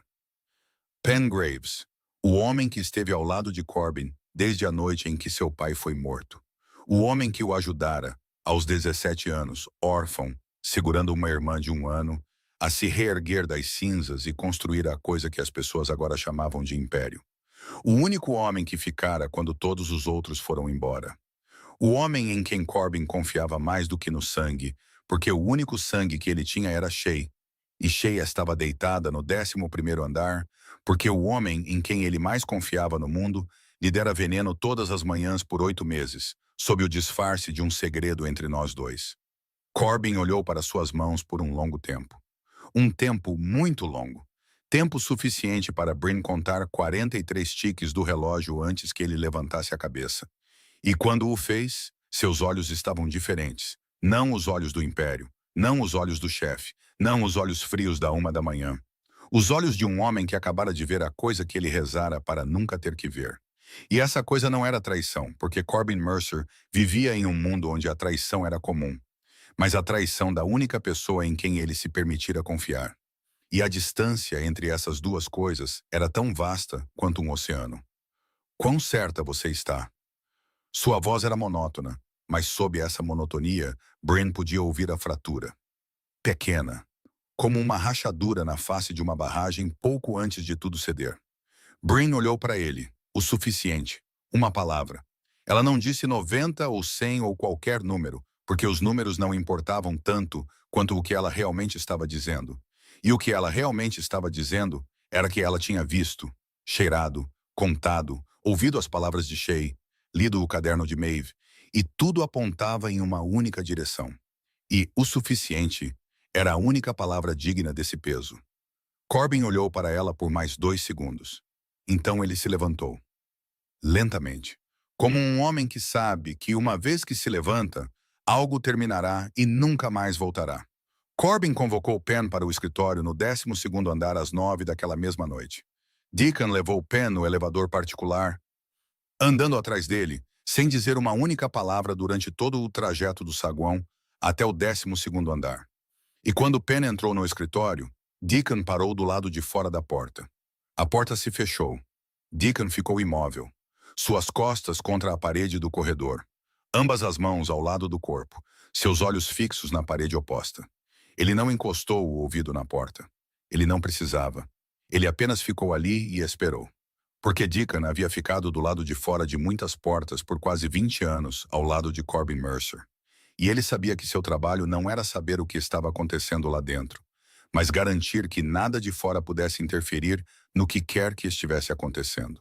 O primeiro minuto, silêncio. O segundo minuto, silêncio. O terceiro minuto, a voz de Corbin. Não clara o suficiente para distinguir as palavras. Apenas a voz em si. Monótona, baixa. O tipo de voz que Bryn ouvira através da porta entreaberta à 1 da manhã. A voz do Império. A voz do julgamento. Então a voz de Penn, alta no início, negando. A voz de um conselheiro leal acusado injustamente. Depois mais baixa, explicando. Uma voz começando a perder o controle nas bordas de suas frases. Depois ainda mais baixa, suplicando. E Deacon sabia que a súplica era o último som antes que tudo terminasse. Porque neste mundo, ninguém suplicava a menos que soubesse que não havia mais nada a dizer. Silêncio novamente. Mais longo do que antes. Então um som. Não um som alto. Um som limpo e breve. O tipo de som feito quando um objeto atinge algo macio.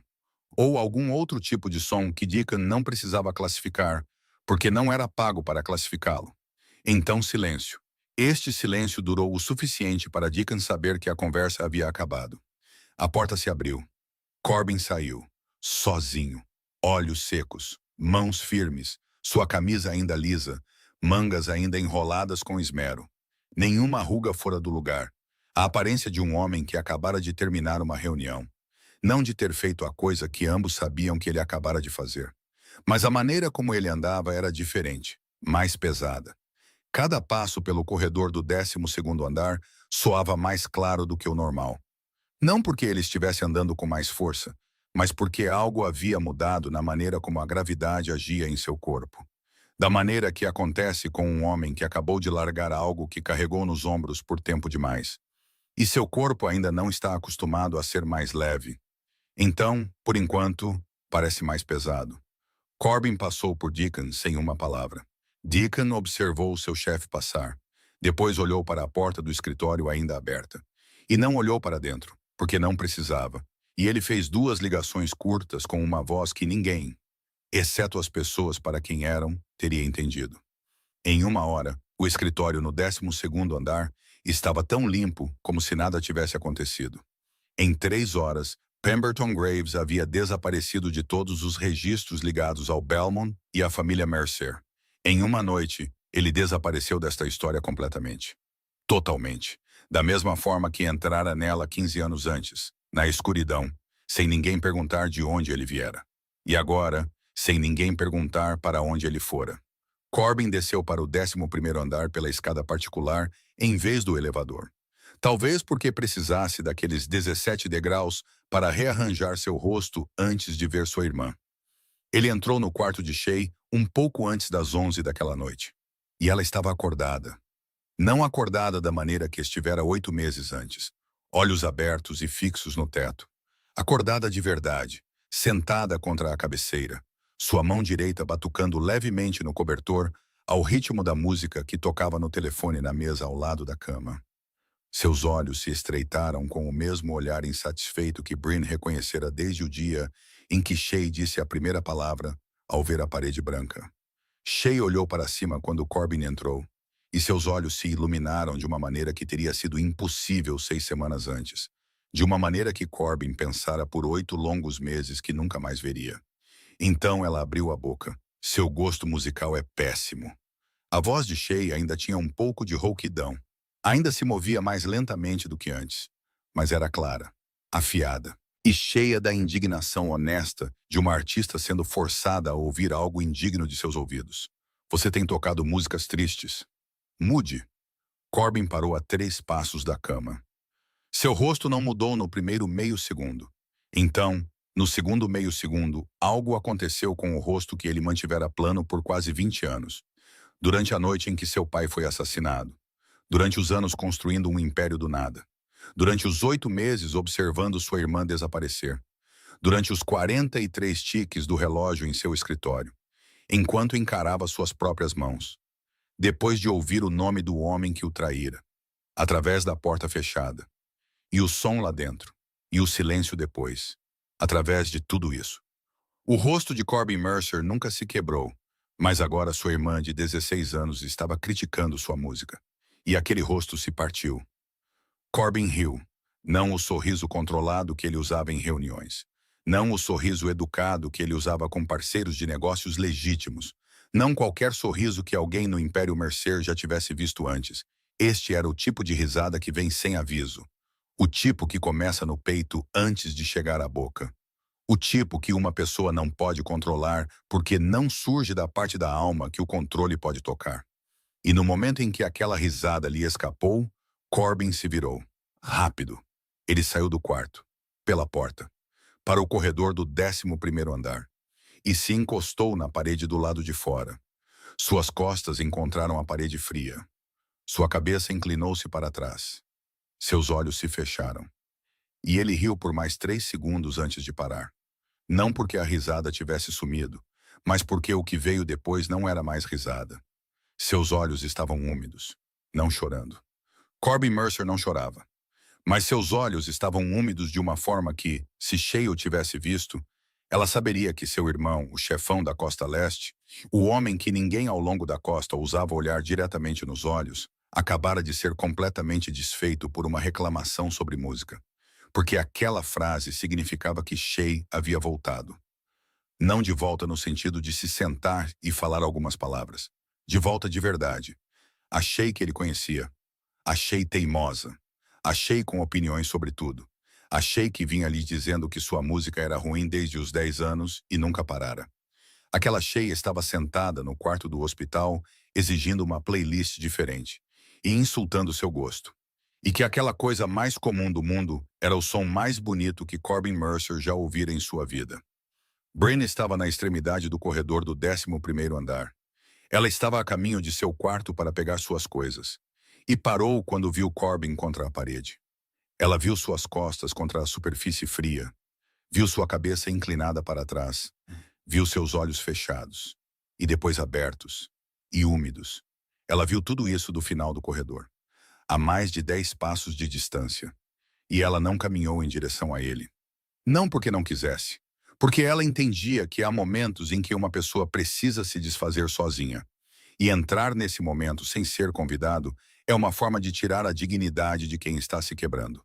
Mas ela viu, e naquele momento, parada na extremidade do corredor do 11º andar, observando o chefe da máfia da Costa Leste encostado em uma parede com os olhos úmidos. Porque sua irmã criticara sua música. Bryn soube a resposta para a pergunta que lhe fizera naquela noite no corredor. Estou tentando entender o que mais você é além disso. Isso era outra coisa. O homem com as costas na parede e os olhos úmidos porque sua irmã de 16 anos reclamara de sua música. Isso era outra coisa. E Bryn a reconheceu porque carregava algo parecido dentro de si também. Um amor escondido com tanto cuidado que ela quase esquecera como tirá-lo. Escondido sob a pele calejada por produtos químicos agressivos e longos turnos. Mascarado pelo cansaço da noite. Da mesma forma que ele escondia o dele sob uma voz monótona e um império. E portas fechadas, a rachadura entre eles. A rachadura da noite em que ela ouviu sua voz à 1 da manhã foi selada aqui. Não por um pedido de desculpas. Não por uma explicação. Mas por um chefão encostado em uma parede com os olhos úmidos. Porque sua irmã disse que sua música era terrível. Bryn se virou e caminhou em direção ao quarto de Shay. Ela entrou silenciosamente. Shay já havia voltado a dormir. A música triste ainda tocava suavemente no telefone na mesa de cabeceira. Bryn ficou ao lado da cama e olhou para a garota dormindo ali. Olhou para o desenho inacabado na parede. Olhou para a mesa de cabeceira onde a garrafa térmica uma vez estivera. E onde agora havia apenas um copo de água e uma bandeja de remédios. Ela tirou o caderno de Maeve do bolso, passou os dedos sobre a capa de couro gasta uma vez. Então o colocou na mesa de cabeceira de Shay. Aberto na última página do protocolo de desintoxicação que a equipe médica precisaria para as semanas seguintes. A página que ela anotara tão completamente que ninguém precisaria dela ali para explicá-la. Ela pousou o caderno, e sua mão ficou vazia, pela primeira vez em 8 anos. Ela não olhou para trás. Ela saiu do quarto, pelo corredor. Passou pelo lugar onde Corbin se encostara na parede, embora ele não estivesse mais lá, e em direção ao final do corredor, onde o elevador de serviço esperava. Então ela entrou. As portas do elevador se fecharam. Bryn Lockhart desapareceu do 11º andar antes que alguém pudesse dizer uma palavra. Bryn deixou o Belmont às 4 da manhã pela saída de funcionários nos fundos. A mesma porta pela qual ela entrara pela primeira vez 6 semanas antes. Com seu crachá de camareira do turno da noite e o caderno de Maeve no bolso de seu uniforme. Ela não tinha nenhum dos dois agora. Ela devolvera o crachá de funcionária na noite em que escolheu ficar no 11º andar. O caderno, ela o colocara na mesa de cabeceira de Shay 15 minutos antes. Ela saiu para o ar frio de dezembro de Charleston, com as mãos vazias e um bolso vazio. Usou as últimas moedas no bolso da calça para chamar o ônibus noturno e sentou-se na última fileira, observando a cidade deslizar pela janela sem pensar em nada. Porque pensar naquele momento seria como tocar em uma ferida que ainda não havia fechado. Ela voltou para o kitnet, destrancou a porta, entrou, acendeu a luz. O quarto parecia exatamente o mesmo de 6 semanas antes, quando ela saiu. Porque não havia ninguém aqui para mudar nada. Uma cama estreita contra a parede. Cobertor dobrado com esmero por hábito. Um travesseiro fino. Um pequeno guarda-roupa. Uma cozinha com 2 pacotes de macarrão instantâneo na prateleira. E uma chaleira elétrica manchada de amarelo no fundo.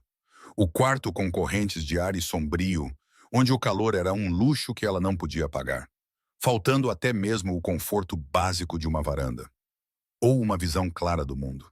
Apenas um quadrado de vidro do tamanho da página de um livro, voltado para um beco onde a luz da rua nunca chegava. Bryn colocou as chaves na bancada da cozinha, tirou o casaco e recomeçou. 3 dias depois, ela tinha um novo emprego, turno da noite, limpeza, um hotel, muito menor que o Belmont, o tipo de lugar de 3 estrelas nos subúrbios, os hostels onde os hóspedes eram viajantes a negócios e famílias de fim de semana. Nenhum andar proibido. Nenhum chefão. Nenhuma garota de 16 anos deitada em uma cama de hospital. Bryn ajoelhou-se para esfregar o chão de um novo quarto com as mesmas mãos rachadas familiares. Contou os passos da porta até a janela. 34 passos. Muito mais curto que o Belmont. Respirou os mesmos produtos químicos de limpeza afiados que seu nariz conhecia 1000 vezes. E tudo estava exatamente como antes de ela subir as escadas de serviço do 10º andar naquela noite. Exatamente o mesmo. Exceto por uma coisa. Na 5ª noite, depois de deixar o Belmont, Bryn voltou para o kitnet às 3 da manhã, após seu turno de limpeza. Ela tomou um banho frio porque o kitnet não tinha água quente.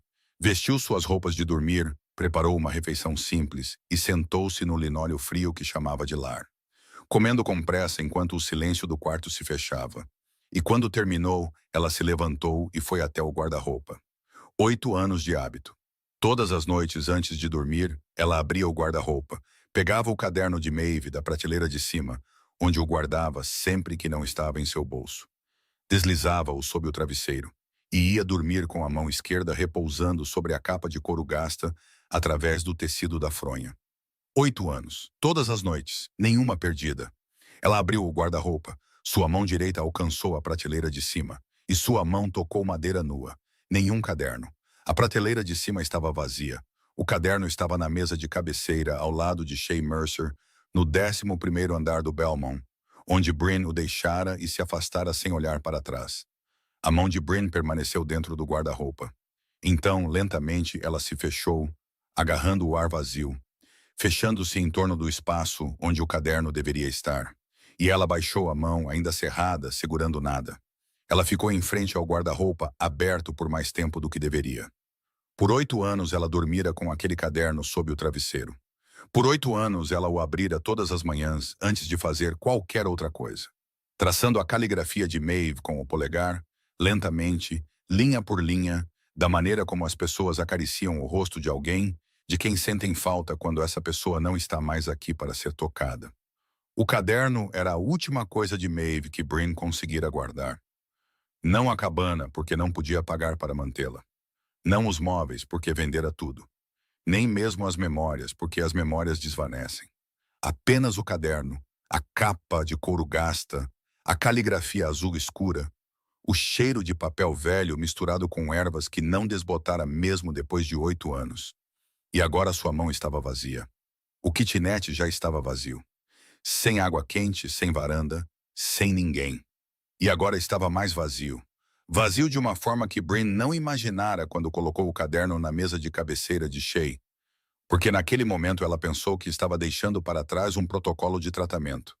Mas agora ela entendia que deixara para trás mais do que isso.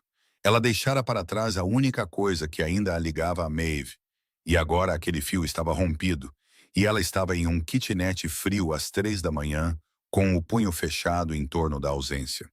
Ela fechou o guarda-roupa, caminhou para o meio do quarto, sentou-se no chão onde acabara de comer seu macarrão, com as costas contra a parede, ambas as mãos repousando sobre as coxas, suas palmas rachadas abertas e viradas para cima, como se esperasse que alguém colocasse algo nelas. Ninguém o fez. O quarto estava silencioso, o tipo de silêncio ao qual apenas as pessoas que viveram sozinhas por tempo demais se acostumam. O tipo de silêncio que não é assustador porque se tornou um companheiro. Mas naquela noite, pela primeira vez em muito tempo, não parecia mais um companheiro. Semanas se passaram. Bryn não contou exatamente quantas, porque cada dia parecia tanto com o anterior que as linhas entre eles se confundiam. Turno da noite. Limpeza. Contando passos, respirando produtos químicos de limpeza. De volta ao kitnet. As refeições humildes e fumegantes que ela comia no silêncio de seu canto. Dormindo com a mão esquerda repousando no travesseiro onde o caderno deveria estar. Acordando. Repetindo tudo de novo. Ela não ligou para ninguém. Ninguém ligou para ela. Essa fora a vida de Bryn Lockhart antes de ela subir as escadas de serviço do 10º andar naquela noite.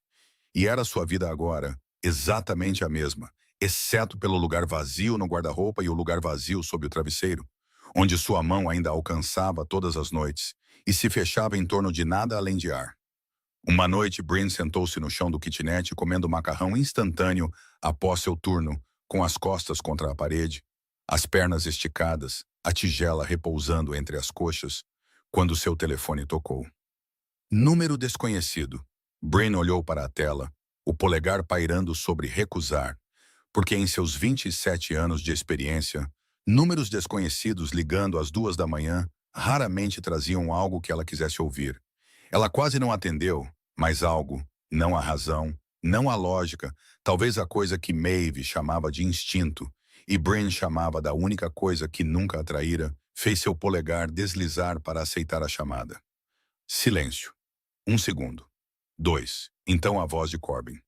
Brin a reconheceu imediatamente e, ao mesmo tempo, quase não a reconheceu, porque soava diferente de todas as outras vezes que a ouvira. Não fria, não controlada, não monótona. Não a voz do império da 1 da manhã. Não a voz do chefe. Pela primeira vez, era apenas a voz de um homem. Shay está desenhando de novo. 4 palavras. Brin sentou-se no chão do kitnet com a tigela de macarrão instantâneo entre as coxas.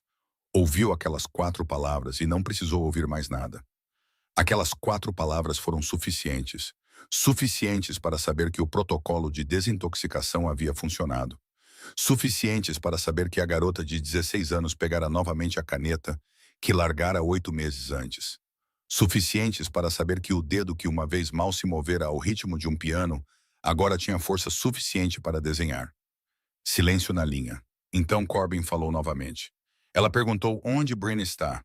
Um silêncio mais longo do que antes. Brin ouviu Corbin respirar, ouviu algo sob sua voz que ela não conseguia nomear, ou não ousava nomear.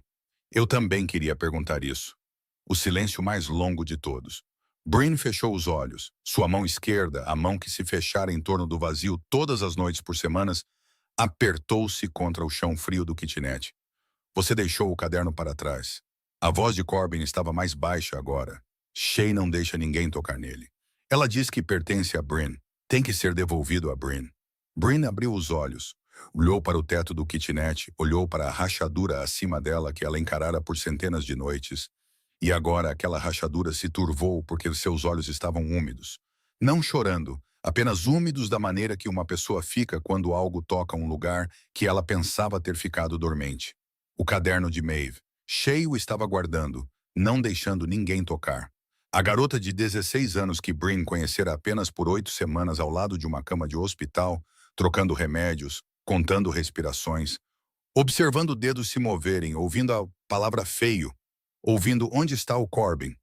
Aquela garota estava segurando o caderno da avó de Brin como se fosse a coisa mais preciosa do quarto e exigindo que fosse devolvido à mulher que o deixara ali. Brin sentou-se no chão frio com o telefone contra o ouvido, os olhos úmidos, e pensou em Maeve. Não da maneira que pensava nela todos os dias por 8 anos, naquela forma disforme e persistente em que o luto se torna quando vive por muito tempo, mas de forma clara e específica. Ela pensou em todas as noites em que se sentara neste mesmo chão, lendo aquele caderno sozinha, sem saber para que servia, sem saber para onde estava levando, sem saber se o que Maeve escrevera ali salvaria alguém um dia, ou se era apenas a herança dos mortos, agarrada pelos vivos porque deixar ir seria como deixar Maeve ir. E Brin nunca estivera pronta para isso. Todas aquelas noites, centenas de noites, descobriu-se que não tinham sido sem sentido. Elas a levaram por 17 degraus do 10º andar até o último quarto no final do corredor do 11º, até a cabeceira de uma garota de 16 anos que estava desaparecendo. E as 4 palavras, Shay está desenhando de novo, eram a prova de que cada noite que Brin passara lendo aquele caderno sozinha, a estava levando até aqui. A vitória de Brin não nasceu de grandes títulos ou genialidade médica. Ela era uma mulher esquecida pelo mundo, mas carregando a única verdade que importava, um legado de cura gravado em sua alma através de anos de sobrevivência silenciosa. Que perdeu a mãe aos 4 anos, perdeu Maeve aos 19, perdeu sua chance na faculdade de medicina porque não havia dinheiro. Perdeu tudo, exceto o caderno de couro gasto. E cada vez que ela se quebrava, o conhecimento de Maeve escorria pelas rachaduras, ficava dentro dela e esperava. Esperava pela pessoa certa para precisar dele. Esperava pela noite certa. Esperava pelo cheiro certo de ervas através da fresta de uma porta de escada de serviço. Não um milagre, não o destino, apenas dor mantida por tempo suficiente para se tornar útil. Corbin ainda estava na linha, em silêncio, esperando. Brin abriu os olhos, olhou para sua mão esquerda cerrada contra o chão, a mão que segurava o vazio por semanas, e disse com a voz rouca, suave, mas clara: Eu ouvi você. Então ela encerrou a chamada. Não porque não quisesse dizer mais, mas porque precisava olhar para sua mão por mais um pouco antes de decidir a coisa que ela já sabia que havia decidido no momento em que ouviu aquelas 4 palavras. Brin chegou ao Belmont às 11 daquela noite, 3 dias após o telefonema. Ela não ligou antes, não avisou ninguém. Pegou o ônibus noturno dos arredores para o centro de Charleston, desceu a 2 quadras do hotel e caminhou o resto do caminho pelo ar de dezembro frio o suficiente para ver sua respiração, mas não frio o suficiente para fazê-la voltar. Ela não estava usando um uniforme de camareira, não carregava um crachá de funcionária. Usava um casaco velho, jeans gastos nos joelhos, sapatos de lona leves demais para o clima, e o bolso interno de sua jaqueta estava vazio. O lugar onde o caderno de Maeve repousara por 8 anos agora continha nada além de tecido aquecido por sua própria respiração. Ela não viera por dinheiro. Ninguém lhe oferecera $1, e ela não estava esperando que alguém oferecesse. Ela não viera por causa de um convite também, porque Corbin não a convidara. Ele apenas dissera 4 palavras e perguntara onde ela estava, e depois deixara a chamada terminar, quando ela a encerrou. Ela veio por causa do caderno, porque Shay o estava segurando e insistindo que ele deveria ser devolvido. Porque aquela garota de 16 anos, de alguma forma, entendera que o caderno não era dela para guardar, que pertencia de volta às mãos da pessoa que o deixara ali. E ela veio por causa da coisa que não dissera no telefone, mas que Corbin ouvira no silêncio entre "eu ouvi você" e o som da chamada terminando. A coisa que levou 3 dias sentada no chão do kitnet, encarando uma mão cerrada em torno do vazio, para admitir a si mesma. Ela estava cansada de não pertencer a nada. 27 anos. Órfã aos 4. Maeve se foi aos 19. Um kitnet sem água quente. Turnos da noite. Macarrão instantâneo no chão. Ninguém ligando. Ninguém esperando. Ninguém perguntando onde ela estava. 27 anos pertencendo a nada. E ela se tornara boa nisso. Tão boa que quase confundira com uma escolha em vez de um hábito. Até ouvir Corbin dizer, eu também queria perguntar isso. E perceber que alguém estava perguntando onde ela estava. E isso mudou tudo de uma forma para a qual ela não estava preparada. Deacon a encontrou na entrada dos fundos do hotel sem fazer uma única pergunta. Ele a levou até o 11º andar no elevador particular, deu um aceno de cabeça e se afastou. E Bryn moveu-se pelo corredor familiar, com suas luzes médicas brancas e frias, o cheiro de antisséptico e o som constante do monitor apitando do último quarto no final. Um som que 6 semanas antes ela ouvira com medo, mas agora ouvia com algo mais próximo da paz, porque o ritmo era constante e não mais quebrado. Ela parou na porta de Shay, abriu-a, olhou para dentro. Shay estava dormindo, enrolada de lado, não deitada de costas olhando para o teto como 8 meses antes, mas dormindo de lado como uma pessoa comum dorme. Uma mão sob o travesseiro, cabelo preto derramado sobre o ombro, respirando de forma uniforme e profunda. A respiração de alguém verdadeiramente descansando em vez de desaparecer lentamente. Na parede acima da cama havia 2 desenhos.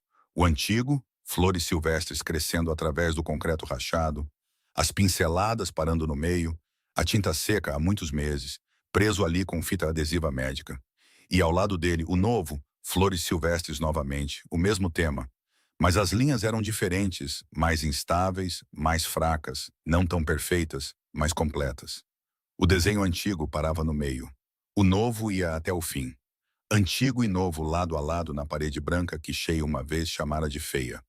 Um conjunto de linhas se interrompendo, e o outro começando de novo, como uma história interrompida e depois deliberadamente continuada. Bryn entrou, sentou-se na cadeira ao lado da cama, o lugar onde se sentara por centenas de horas durante aquelas 6 semanas, e olhou para a mesa de cabeceira. O caderno de Maeve estava lá. A capa de couro gasta, os cantos enrolados, o caderno de Maeve. Shay o colocara de forma organizada, cuidadosa, ao lado das canetas de desenho que Deacon comprara exatamente do tipo que ela lhe descrevera naquelas 3 linhas em seu telefone. Bryn pegou o caderno. Sua mão se fechou em torno da capa de couro, familiar, quente, e a mão que estivera agarrando o vazio por semanas finalmente se fechou em torno da coisa que procurava. Ela o abriu, virou para a página codificada, a página onde decifrara algumas linhas, mas onde a maior parte ainda permanecia o mistério de Maeve. Um mistério que ela poderia resolver mais um dia, ou talvez não. E de qualquer forma, tudo bem, porque Maeve lhe deixara o suficiente para usar e o suficiente para permanecer curiosa, E essa era a maneira como Maeve a amava, dando o suficiente e escondendo mais para que ela sempre voltasse. Corbin estava na porta. Bryn não o ouvira chegar, mas sabia que ele estava lá por causa do cheiro de café. Um cheiro que, durante aquelas 6 semanas, se tornara ligado em sua mente à sua presença silenciosa no corredor. Ele se encostou no batente da porta, uma xícara de café na mão direita, sem entrar, sem dizer nada. Não era o amanhecer. Não era uma grande promessa. Era apenas a noite, o tipo comum de noite em que pessoas como ele sabiam viver. Pessoas acostumadas a turnos noturnos, à escuridão, a estarem acordadas enquanto o resto do mundo dormia, porque a noite era a única hora silenciosa o suficiente para deixá-los ver claramente. Na mesa de cabeceira de Shay, 3 coisas estavam lado a lado. O caderno de Maeve, capa de couro gasta, aberto na página codificada. As canetas de desenho de Shay, alinhadas cuidadosamente por cor, como um artista arruma suas ferramentas. E a xícara de café de Corbin, que ele colocara em algum momento sem que Bryn percebesse, já fria, ainda pela metade. 3 coisas de 3 mundos diferentes. Medicina popular dos Apalaches, a arte de uma garota de 16 anos e o submundo da costa leste. Naquela noite, eles estavam um ao lado do outro em uma pequena mesa em um quarto de hospital no 11º andar, e pareciam que sempre pertenceram ali. Bryn virou para a última página do caderno, a página onde uma vez lera a linha "Saber ficar em silêncio é matar com a mão de outra pessoa", antes de decidir contar a Corbin sobre Penn. Mas abaixo daquela frase, abaixo das últimas linhas codificadas, havia outra linha que Bryn vira centenas de vezes e nunca entendera de verdade até aquela noite.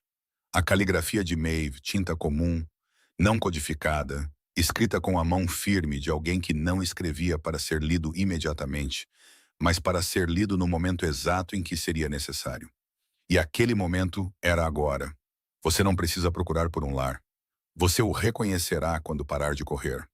Bryn leu a linha, olhou para o caderno em suas mãos, olhou para as canetas de desenho ao lado, olhou para a xícara de café esfriando ao lado das canetas, olhou para Shay dormindo de lado com a respiração lenta e uniforme, olhou para a sombra de Corbin parada na porta, o café já pousado, ambas as mãos nos bolsos, em silêncio, esperando.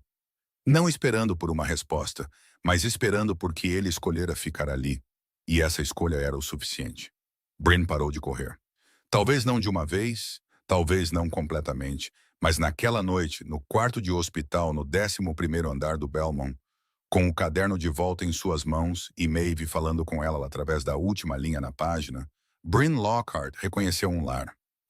Esta história é sobre uma camareira do turno da noite e um chefe da máfia da Costa Leste, mas, mais profundamente, é uma história sobre lugares quebrados, sobre a maneira como a vida nos quebra muitas vezes sem pedir permissão, e como nessas rachaduras, se não desistirmos, se continuarmos lendo o caderno de nossa avó todas as noites, mesmo quando não sabemos porquê, se continuarmos contando passos e cheirando com cuidado, e olhando profundamente nos olhos de outras pessoas, então o conhecimento, o amor e a paciência escorrem pelas rachaduras, ficam dentro de nós e esperam.